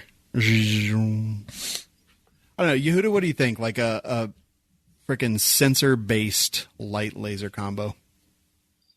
Just fine. I don't know. I just feel like it will end up backfiring, you know. You're clearing a room. You're I don't know. You hear something in the home. You don't want the bad guy to know where you are, and all of a sudden it'll just go off, and you lose your element of surprise. I don't know. I guess I would have to mess with it a little more, but I'd be reluctant to use it until I train with it extensively. Yeah, no, I totally agree. I was a little bit surprised that it was a little better than I thought it would be right out of the box. $180 on their website, xtechtactical.com. Man, $180. I think I would still go with the TLR one. I think I would too. Yeah. Without question. But I am very interested by this technology. There are two little small red lights that show when the sensors are active. I thought that maybe they would be bright, but they're really dim, actually. I don't know. Pretty cool idea. We talked about it a long time ago, so I was kind of excited to kind of see it in the wild. Nick, what's your product? The Springfield Saint Edge EVAC. How is that for a name? It's really long. It is really long. We played with them at SHOT Show on the range at Media Day. We were going to shoot one, and right as we were about to shoot it, they shut down the whole firing line so that somebody could shoot a video. Who was that? I don't remember. That was Riley Bowman with concealedcarry.com, I believe, and Rob Latham or some dude. I don't remember. We were annoyed, Riley. Yeah, it was. Don't let that happen again, bro. It was kind of annoying. Like, yeah, you don't got to shut the whole range down for everybody. Like, go stand back there. Yeah. So unfortunately, we didn't get to shoot it, but we did go over and look at a demo that they had on the table or on a table all set up. So this thing has it's basically, they took a bunch of parts that they don't make and they put them together. I think they do make the actual handguard. They're using the, what is it, Atlas Defense? Why can't I ever remember the name? Pantheon Arms. Pantheon Arms. They're using the Pantheon Arms takedown system. I believe it's their own handguard that goes on there. It's a 7.5-inch barrel, a side folding, a Law Tactical side folder with a buffer tube and one of the Gearhead Works tail hooks on there. Barrel's 7.5 inches. It's got this big ass muzzle brake that is like flush with the end of the handguard, and it's 223. So like, it's pretty cool up until you get to the 223 part, and you're like, well, that's kind of useless. But this thing folds up so small. The barrel comes apart. The barrel with the handguard and everything is the same length as the upper and lower receiver. And then with the buffer tube folded over, it's also the same length. So they actually had like a little soft cased box that it fit into. A lunchbox, they called it. They didn't call it that. Our good buddy Ryan Kleckner called it that. Well, whatever Kleckner says, we f***ing go by. He was like, guys, you guys have to go by Springfield and see this gun that they have that fits in a lunchbox. Anyway, so yeah, I'm pretty down with almost every part of that, except for the 5.56 and a 7.5 inch barrel. Like they could have gone with a 300 blackout would perform better, or make it like a sub gun. But yeah, pretty cool. I believe retail on it is going to be like $19.95, something like that, just under $2,000. The thing is, this is something that you can all go out and build yourself right now with all of these parts that are already available from other manufacturers. Yeah, I really don't give a shit about anything Springfield Saint related. So here's the thing. I don't give a shit about the Springfield Saint. I just think this is a cool idea. Yeah, but I mean, Pantheon Arms exists. Like they already have. No, I know. This. Yeah. I'm just talking about this specific configuration, and I like the little soft case thing it comes in. I'm not saying go buy this. Yeah. I'm saying build one. Build your own. Because like I keep saying, all of this is already available, so you can go buy it now. Yeah, really cool little gun. I do wish we'd gotten to shoot it. But yeah, I like the idea, and I hope to do something sort of similar but cooler soon. All right, good stuff. This is when I remind you to go check out faxonfirearms.com. Did you guys know that they have integral barrels now? Yes. I was just talking to you guys about it the other day. I was like, hey, man, did you see that? I want one. What's an integral barrel? For suppressors. Nope. That's an integral suppressor. Yeah. You mean the ones with the built-in muzzle brakes? Yeah, that's exactly what I mean. Yeah. I just got one of those in. What do you think, Jeremy? I think I'm actually going to build a rifle with it. I got it sitting From there. the muzzle brake. I have a muzzle brake. It's time to build a fucking rifle. No. It's the barrel. I have. So because I'm an arrow dealer and they have their builders set every month. Yeah. I buy one because the paint jobs are cool. And if it doesn't sell as a kit, I always build it up with parts I have around. And since I stock fax and barrels, I always have fax and barrels laying around. And so I'm going to see how well the one with the integral brake works on a 15-inch rail. And I think it's going to be pretty sweet. So here's the thing is What a lot of people do is they order a 14.5 inch barrel and then they get the 1.5 inch muzzle device and then they pin and weld it. This is a 16-inch barrel. It's got the low profile muzzle device from the very get go, and it's all like one piece. So there's no pin and welding. You can replace your gas blocks. You can do all that stuff. And they've got the integral slim muzzle brake, a slim flash hider, a 3-port brake, another slim flash hider, all 16 inches. The integral slim 3-port brake and the integral slim flash hider as well. So a bunch of 5.56 and 9mm. Yes, which is pretty cool. So previously, sorry, they did have the pinned and welded ones. Yeah, just in case people are hearing this and they're like, "Well, this isn't new," but now they're actually directly machined in, which is pretty cool. I totally agree, and anywhere between $199 to $249, depending on which one you want with which option. So that's pretty cool. Also, they have the Patriot and Hellfire slides that are basically compatible with Glock 19 parts. They're basically compatible. And this is the Patriot slide. And those are out there as well. Under $400 for either the Patriot or the Hellfire G19 compatible slides, which I think are awesome, man. I actually really love them. Especially, I don't know, I think I might love the Patriot slide more than the Hellfire. I don't know. It's a tough choice. But anyway, go check them out, faxonfirearms.com. Coupon code WLS10 saves you $10 off. $10 per 100.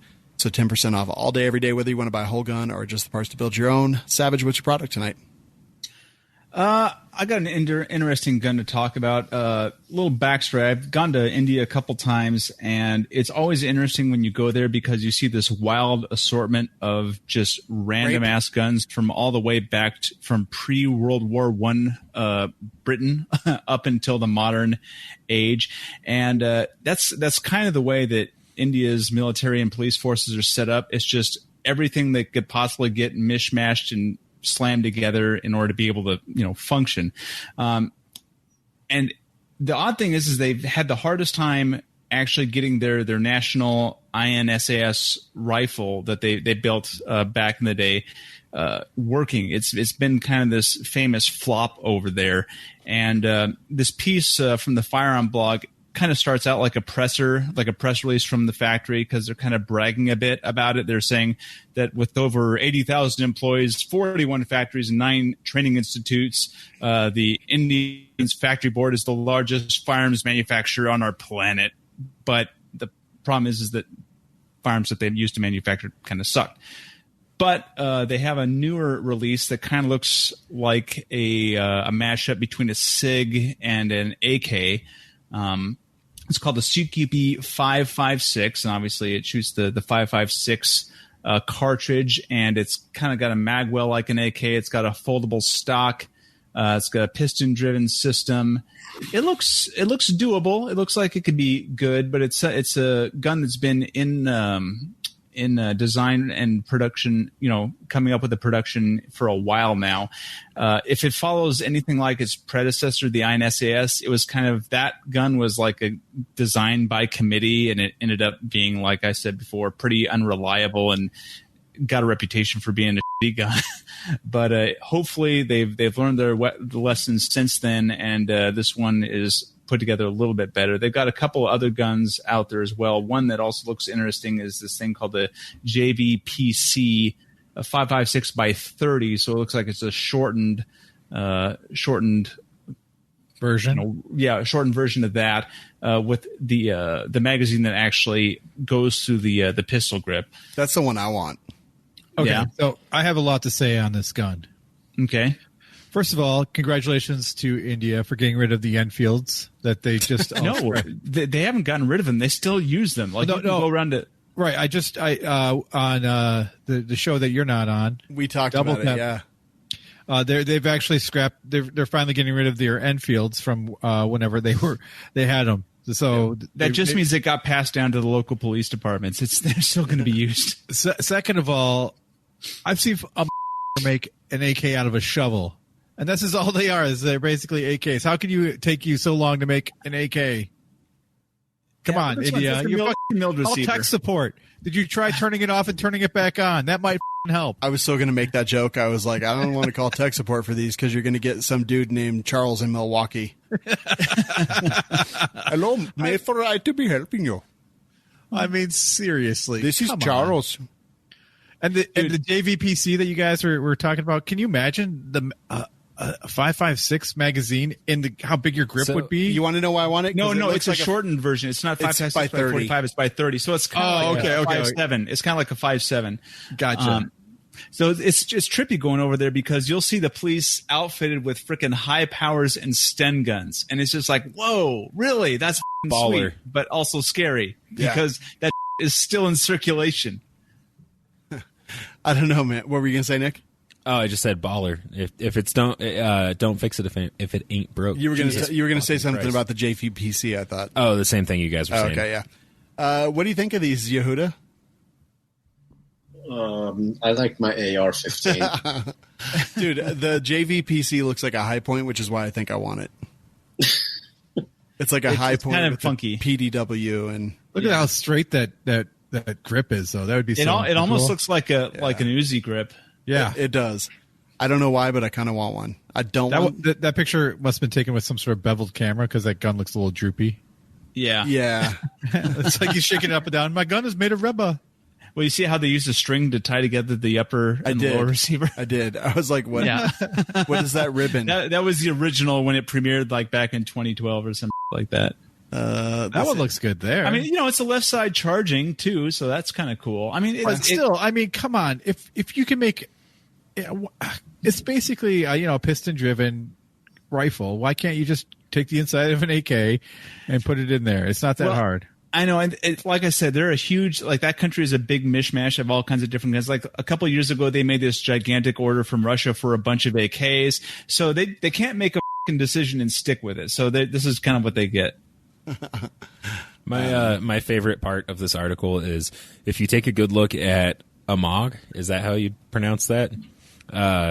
Especially at a handguard and pistol grip, it may seem that their design was inspired by a movie Alien, particularly a scene from Alien Resurrection where Ripley comes into a lab and a deformed creature is demanding her put it out of its misery, whispering, "Kill me." Yeah. Thank you, the Firearm Blog. Because good Lord. Sorry, go ahead. They are ugly. The middle one looks like a high-point carbine. Dude, you know what? I don't hate it, actually. The AMOG? The CQB. No. Yeah, I don't. And that's AMOGH for anyone who wants to Google it, who's listening to this later on. And that looks, looking at the magazine, that must be the 5.56 by 30 as well. Yeah, I agree. That one looks kind of... if Jeremy talked... Yeah, it could be. If Jeremy talked to the engineers of this, he would probably say it looks like a dog. Probably, Dude, yeah. A deformed dog. Well, they are a rape culture, so what do you expect? Oh, dude. I mean, he's not wrong. No, really not. Not at all. Yehuda, what new gunner gear have you been into lately? Honestly, I've been... Not this. Yeah, I can't even think about affording a new gun right now. So I would say, and I totally forgot that you guys do this, so just pulling my latest gear, something I talk about with Jewish firearms owners now, my new Next belt. Next what? Next belt. Okay. Is that the NEXT? Yeah, NEXBELT. Oh, okay. It's one of these ratchet belts that... Oh, yeah. I wore one of those for a while. Right, so I'm a very big fan of this company. Jews wear... I don't even know where I am right there. On the Sabbath, we all wear suits. We dress up once a week. So a lot of Jews now are buying guns. But like I said earlier, one of the things I see a lot is that their guns are drooping. They have, sub-quality holsters and belts. So one thing I absolutely love Next Belt. Their stuff is very well made. They have great customer service, but their stuff is very well made. It's stylish, so you still look normal. It doesn't look like you're, all tactical when you're wearing it. And I'm a big fan of Next Belt. Yeah, I wore mine till it literally broke. I wore it every single day, and holding this gut in is a lot of work. And it was no easy feat. So yeah, I definitely like mine. I like the ratchet belts. I think I wore that one, and I wore another one for like a year. But yeah, that's awesome, man. And that's NEXBELT? NEXBELT, yeah. God, reminds me of BLTs and bacon. Sounds good. Yehuda. I'm going to get you to eat bacon. Yeah. I want you to eat bacon. God, trust me, I would love to. Look, all I want is like a good pulled pork barbecue sandwich. Dude, pulled pork is good. Barbecue's good, but fucking bacon, like if you got one thing to go to hell for, it's bacon, bro. Have you ever had a bacon steak?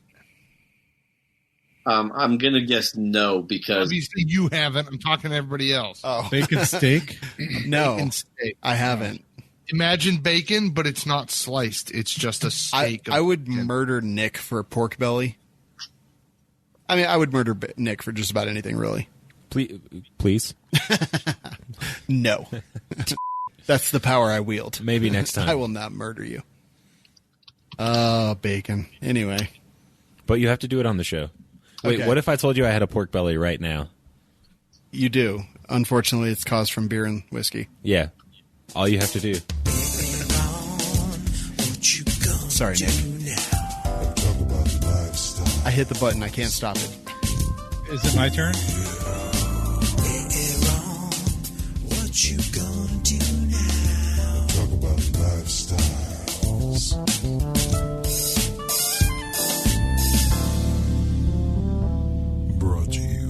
Brownells. And that is Brownells. I talked to Roy today, and I said, Roy, what are you guys really talking about lately? And he said, we're talking about the BRN 180 lowers.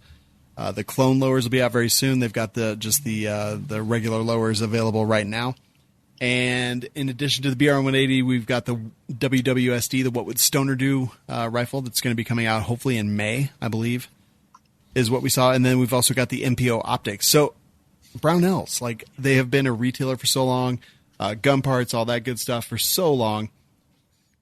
And now they're actually doing all the other stuff. Like, they're doing so much of Brownells branded stuff. The MPO optics are really, really cool. We checked them out at Range Day, right, Nick? Mm-hmm. What were your thoughts?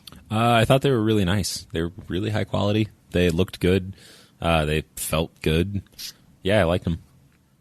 Yeah, definitely like those. So when I order parts from Brownells, very often, like, I'm ordering Brownells branded parts, whether it's Bolt Carrier Group, lower parts kits. Like, they've got so much stuff. Brownells slides. They've got Brownells barrels for Glockish style guns. All kinds of stuff available at Brownells. WeLikeShooting.com/sponsors. Click on Brownells to find out all the good deals that they have every single day. That's where you can go. Yehuda had to take off. Thank you so much, Yehuda. We appreciate you, as always. And Aaron, it is your turn to talk about lifestyle. All right, so I want to talk about the MMA. You guys ever watch it?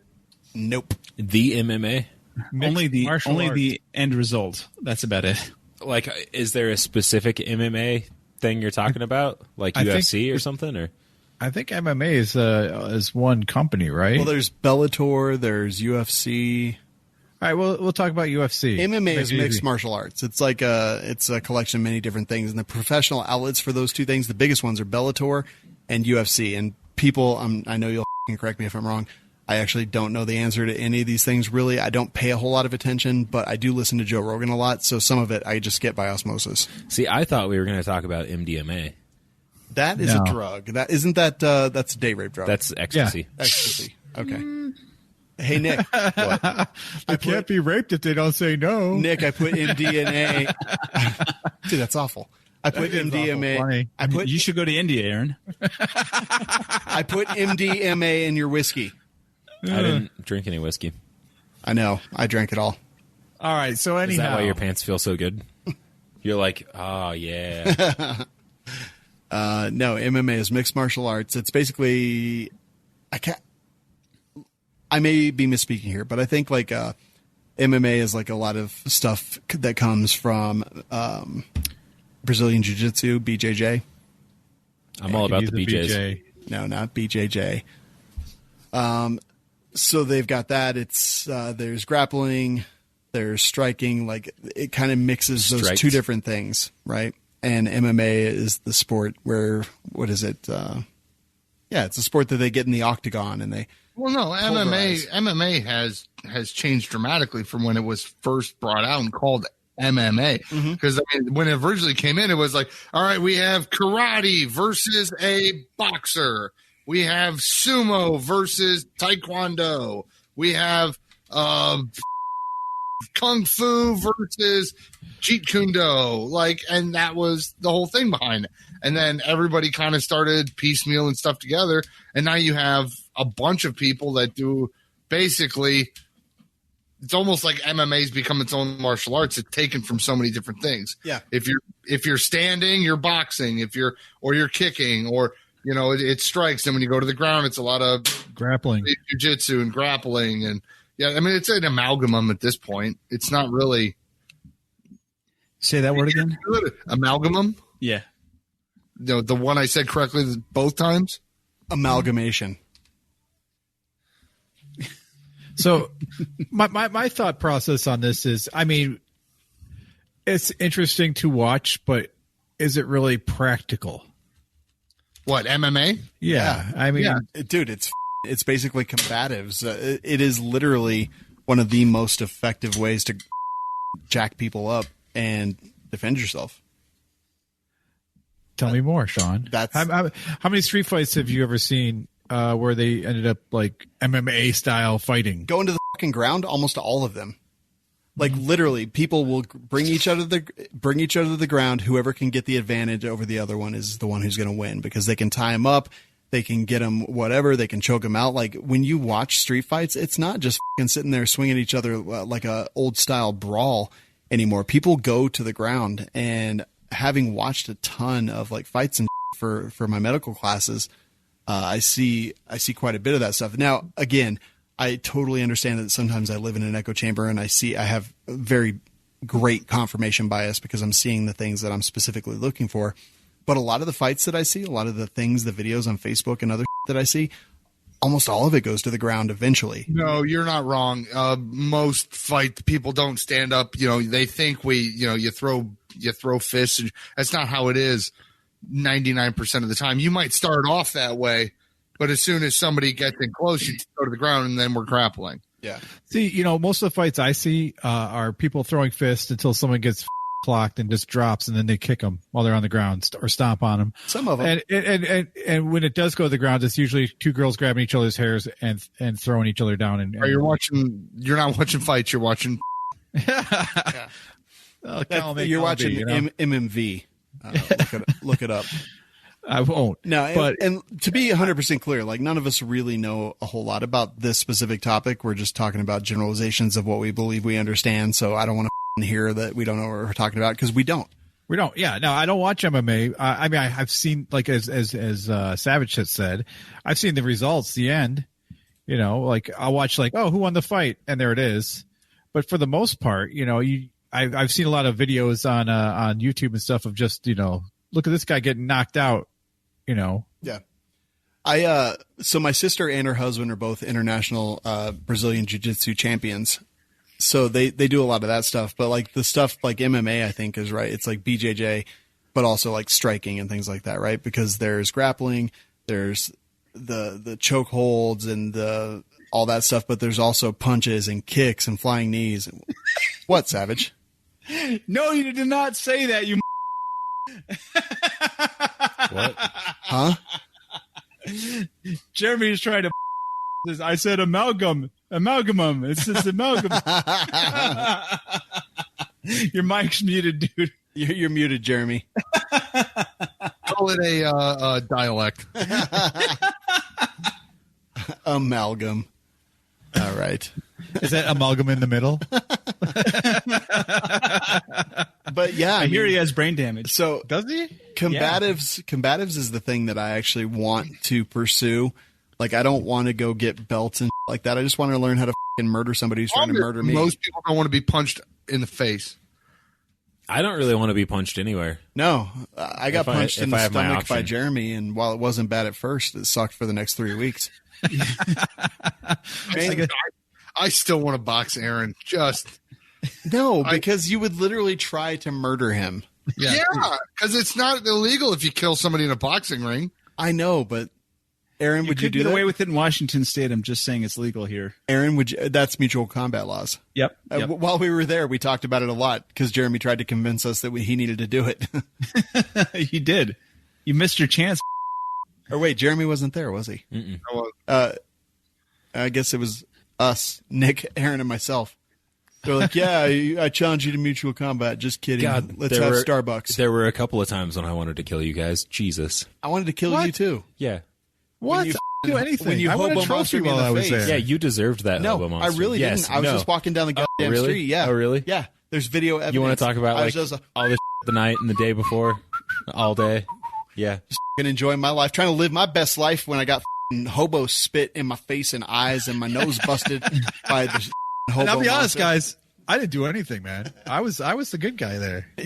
Literally never has that been the case, Aaron. I was just like, and then fucking boom, your face. It's like 24 hours earlier. And Sean's ended in up the with back the of yellow the car. brick road.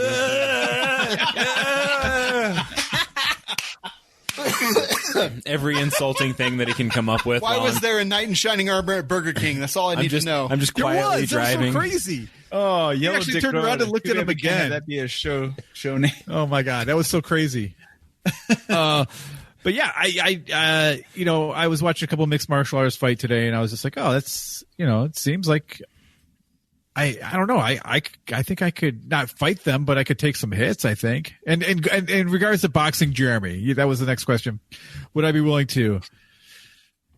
He's got reach. He's got size. I don't think it'd be a fair fight. I think I literally think he would murder me. Oh, I would try to hurt you. Right. Exactly. So I wouldn't want to fight you till my hand breaks. Wouldn't we wear headgear and gloves?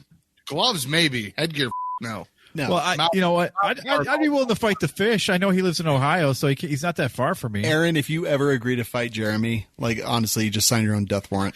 Dude, what if the fish is bigger than Jeremy?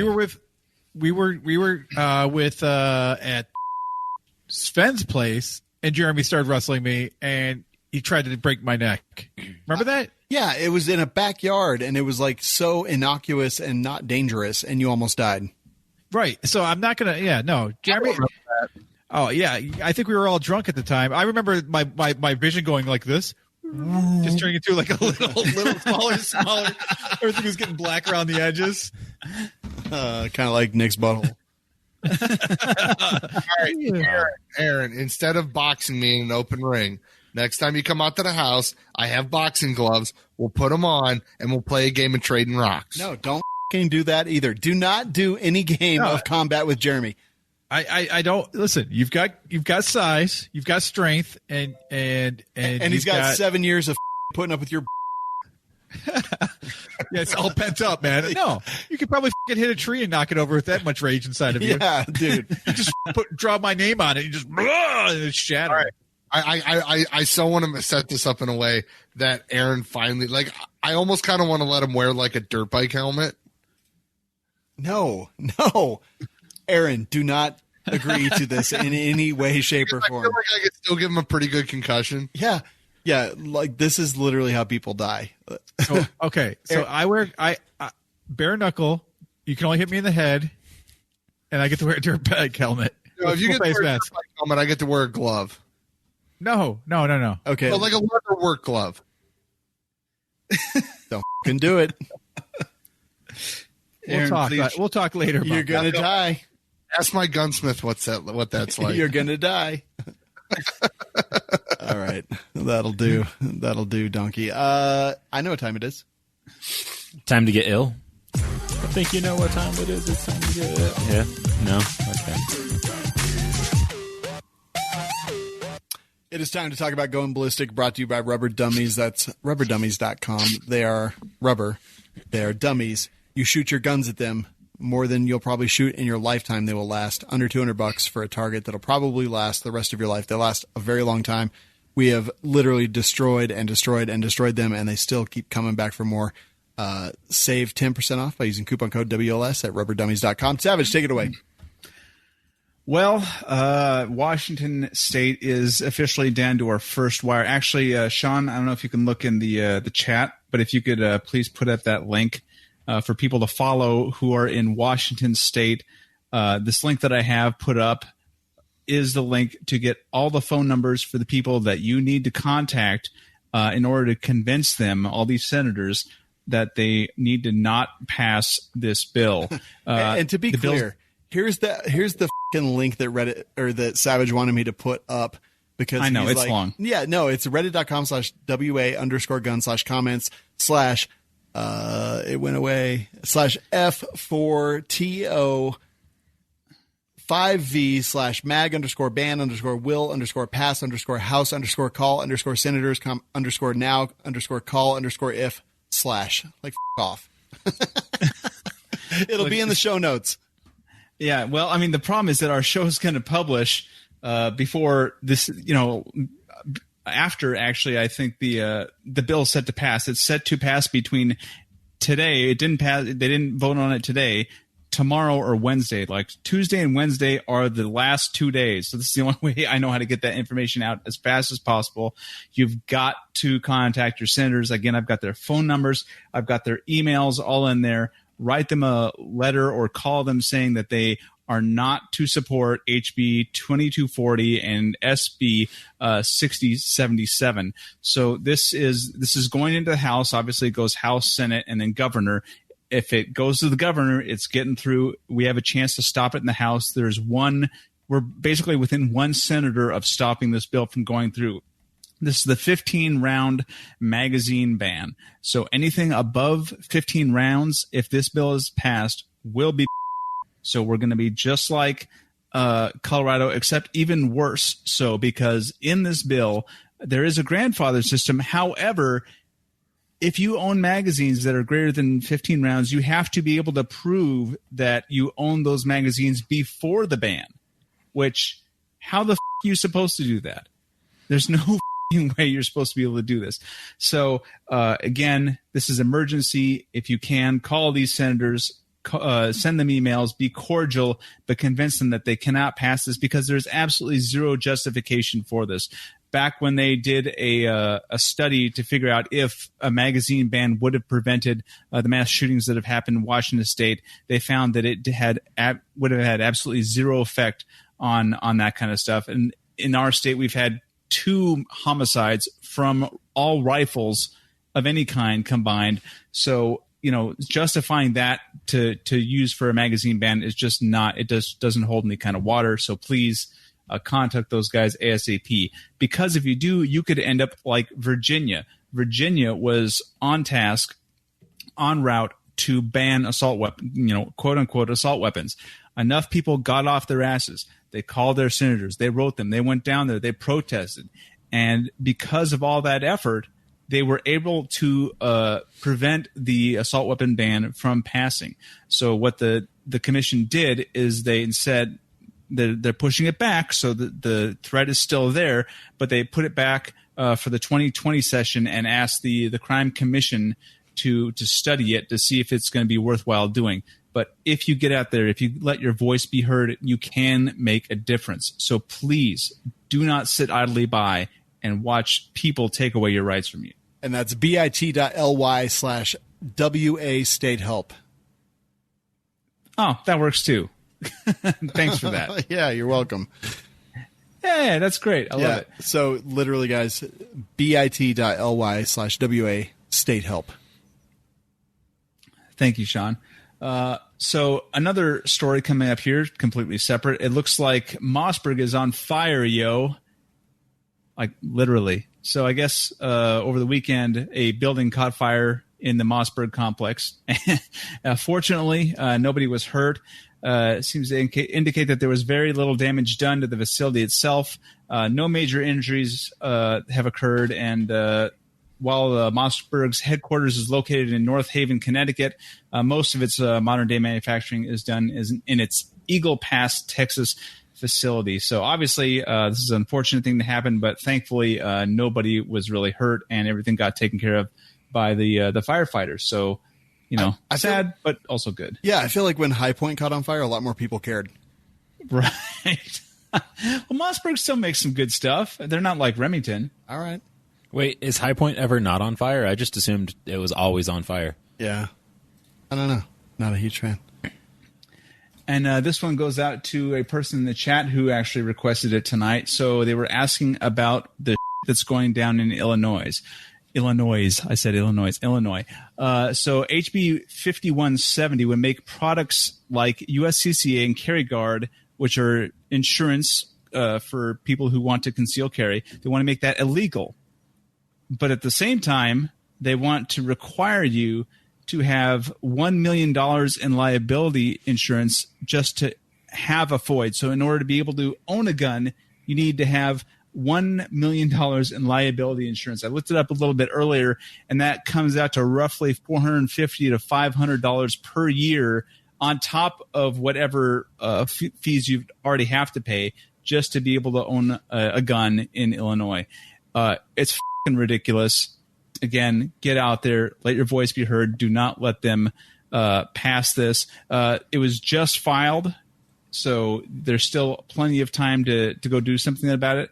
But get out there and let them know that you're basically not going to be paying a poll tax in order to own guns. That's what this is. Yeah, this is a Jim Crow tax, like $1 million in liability insurance just to have a firearms owner ID card. Like off, and that's HB 5170 Illinois. I know we have a lot of listeners there, so get involved for sure. That'll be very important, and we'll keep an eye out for what's coming with that. Did That's it. That's all I got. No. Did we skip Virginia for a reason? Oh, wait. No. The biggest news story. No, we didn't. Yes, I talked about how Virginia defeated the assault weapons ban. Oh, God. You just were not paying attention because you were doing something else when I was talking. All right. Just like everybody on the show. Well, Wait. Did you talk about Virginia yet? Yes. Wait, did he actually do that? Did you guys hear this? I don't remember him saying anything I about literally Virginia. did. Jeremy, I literally heard nothing about Virginia. I rolled from Washington into Virginia seamlessly. It was so smooth you didn't even notice it. Well, I guess I tune out when you say Washington. Yeah, I actually did too. But can we get from the listeners? Here's the thing too: is you talk about, you rail about all this, and then when something good happens, it's like, oh, and then Virginia. No, the Virginia is the biggest story of the night. Like I swear to God, you skipped it. I did not. You guys are just not listening. No, they're saying in the chat that they didn't hear about Virginia either. Like you did not talk about it. I totally talked about it. I specifically said Virginia Senate committee killed the assault weapons ban for the 2020 session. It will come back again later on, but they're they're having a crime commission study what the effects of the assault weapon ban would be. But they defeated it in Virginia. And in order to defeat it in Washington State, you have to do just like they did in Virginia and be on the ball. I totally freaking said this. Rewind the tape. Go back. I said it. Okay, but so listeners didn't hear it. We didn't hear it. God. Insane. I said it. All right, so this is a pause. This is not a kill on the assault weapons ban for the 2020 session. Yes. It was very, very close. A couple Democrats crossed the aisle to come through this. It's going to come back in a year. Northam's got to go. It might come back in a year. It's coming back. Don't even doubt it for one second. Coming back. Now Bloomberg is going to take the money that he was trying to get to pass this stuff in Virginia. He's going to focus on other battleground states such as Arizona, Minnesota, Illinois, Carolinas, all these kind of other places that we all think the Second Amendment is safe and nothing can be done. Vigilance is very important. Grassroots, those Boog boys in Virginia, congratulations on all your success. Because, yeah, we had the VCDL there. They did good work. We had grassroots people. We had people showing up to Lobby Day. Lobby Day is a thing that happens every single year. This is one of the most important lobby days that has happened in Virginia. And congratulations, guys. But do not think that this is a victory. This is vigilant. Dude, every time I hear one of Bloomberg's ads on the radio, I just hope to God he gets skull by a jackhammer.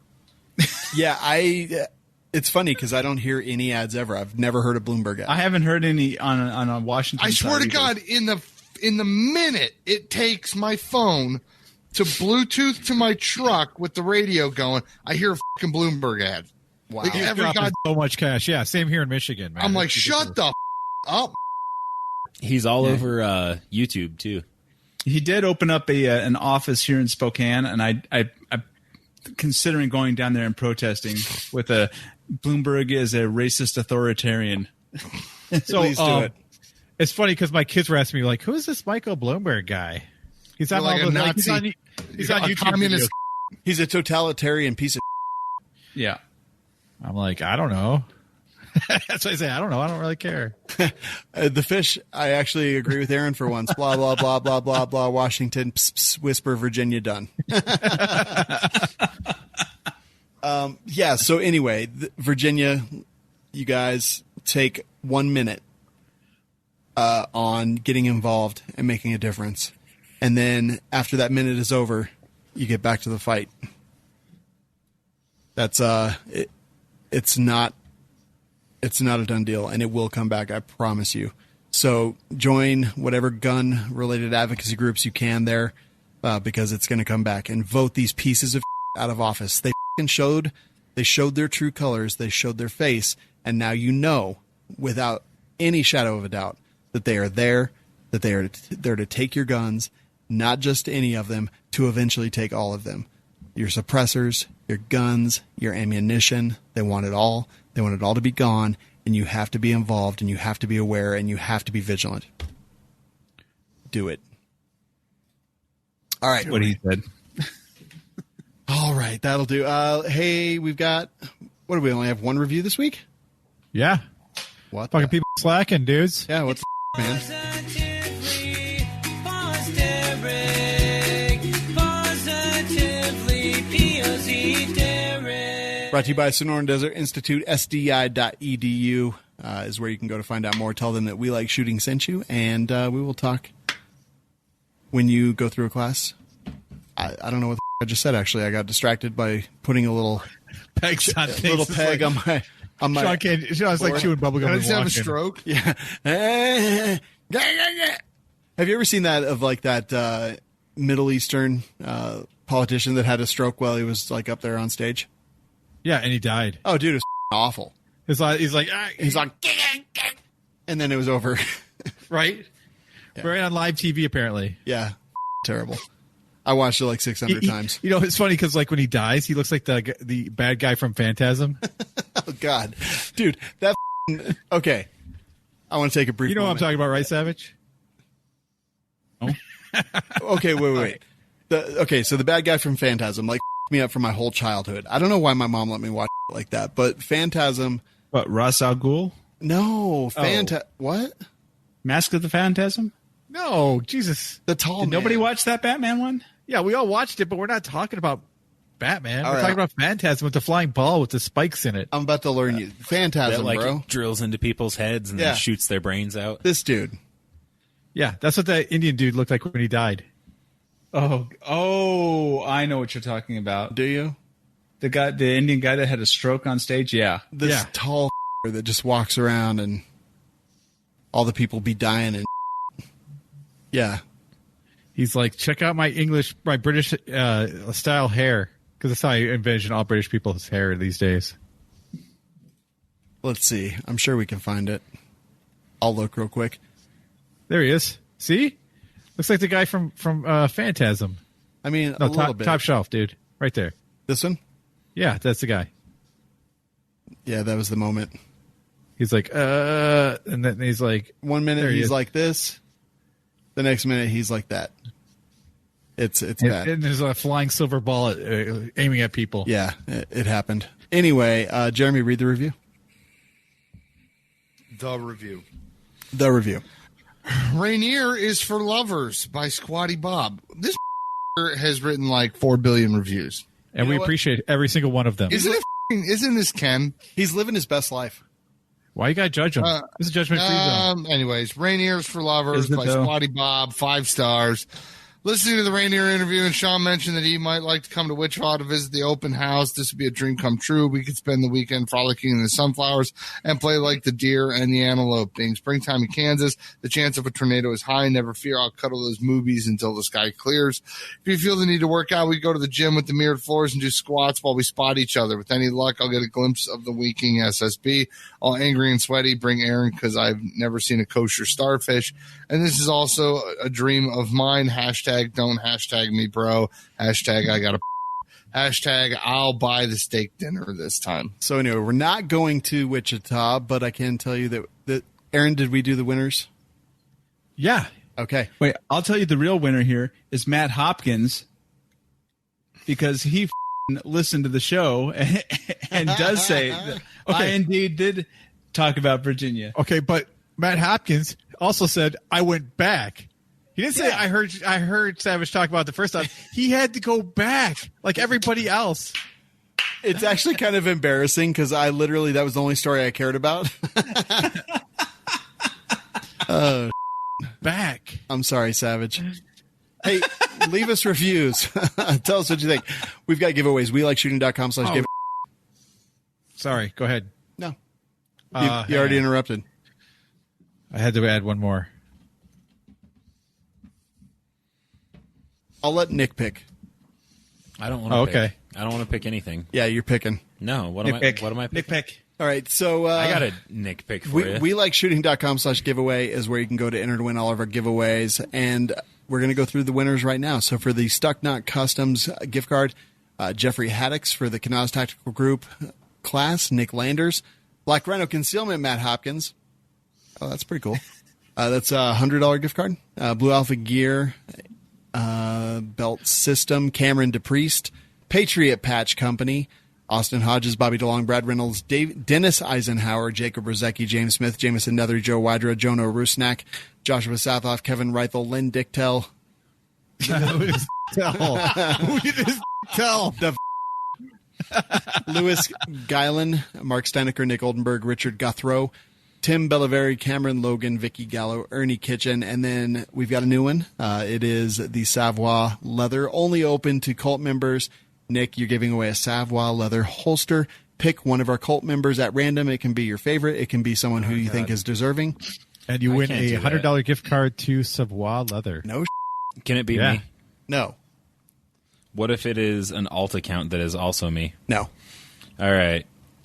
Talking to your mic. Savoy makes So some I- awesome holsters. I Their opened up designs are Facebook. sweet. I went to our cult page, and the first post I see is by Zachary Van Duinen. Okay, Dwynen? Zach Van Dwynen. Dwynen? You win. Oh, okay. Is that who he wins? No, that guy. No, I'm just kidding. Yeah. We'll do him. Zach Van Dwynen, you get a $100 gift card to Savoy Leather.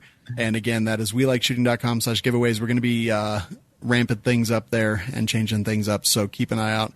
And cult members get extra entries, and sometimes cult members just win, and sometimes it's just the most recent person who posted in the cult group. You never know.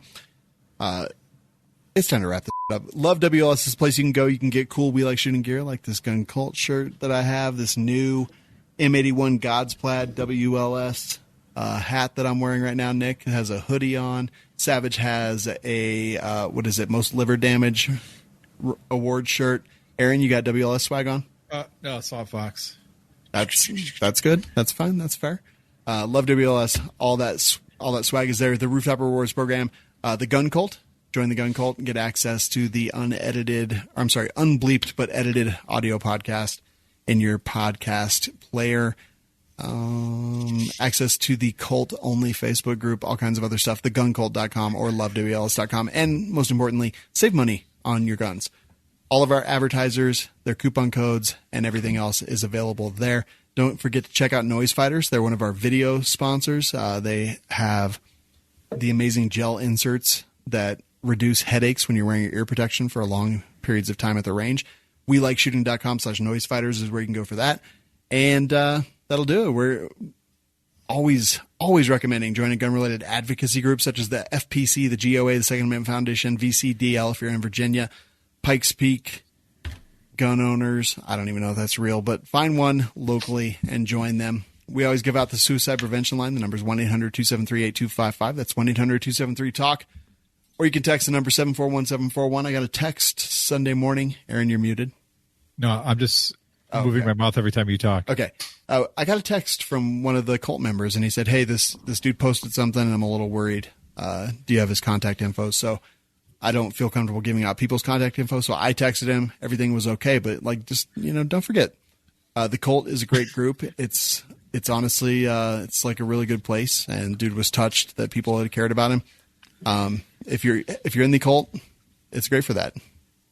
Or you could just call the suicide prevention line, 1-800-273-8255. We're here live every week on Mondays and Wednesdays, on demand every single day. Go to welikeshooting.com/show to subscribe. And as we always say, guys, thanks for listening. Get some medical training. And most importantly, shoot straight. Will the suicide prevention line protect you from the Clintons? No. No. You're you call and you're like, help, I'm about to be suicided. It will not. Hey, Fish, we'll give you the Savoy leather if you tell us what your real name is. All right, so Black Around the Edges, show title. Black around the edges? Yeah, like next. Oh, jeez. That works. You guys, Is that from Rot? yes, overuse. I have a disease, okay? Someone was like, did anyone else get teary-eyed when Nick said he had a disease? No, we hear Did you about see- it all the time. Did you see that meme of the fat kid with chocolate around his mouth? Oh, yes. It's like my hole as I sit on the toilet perusing memes. My hole waiting for me to wipe it while I sit on the toilet looking at memes.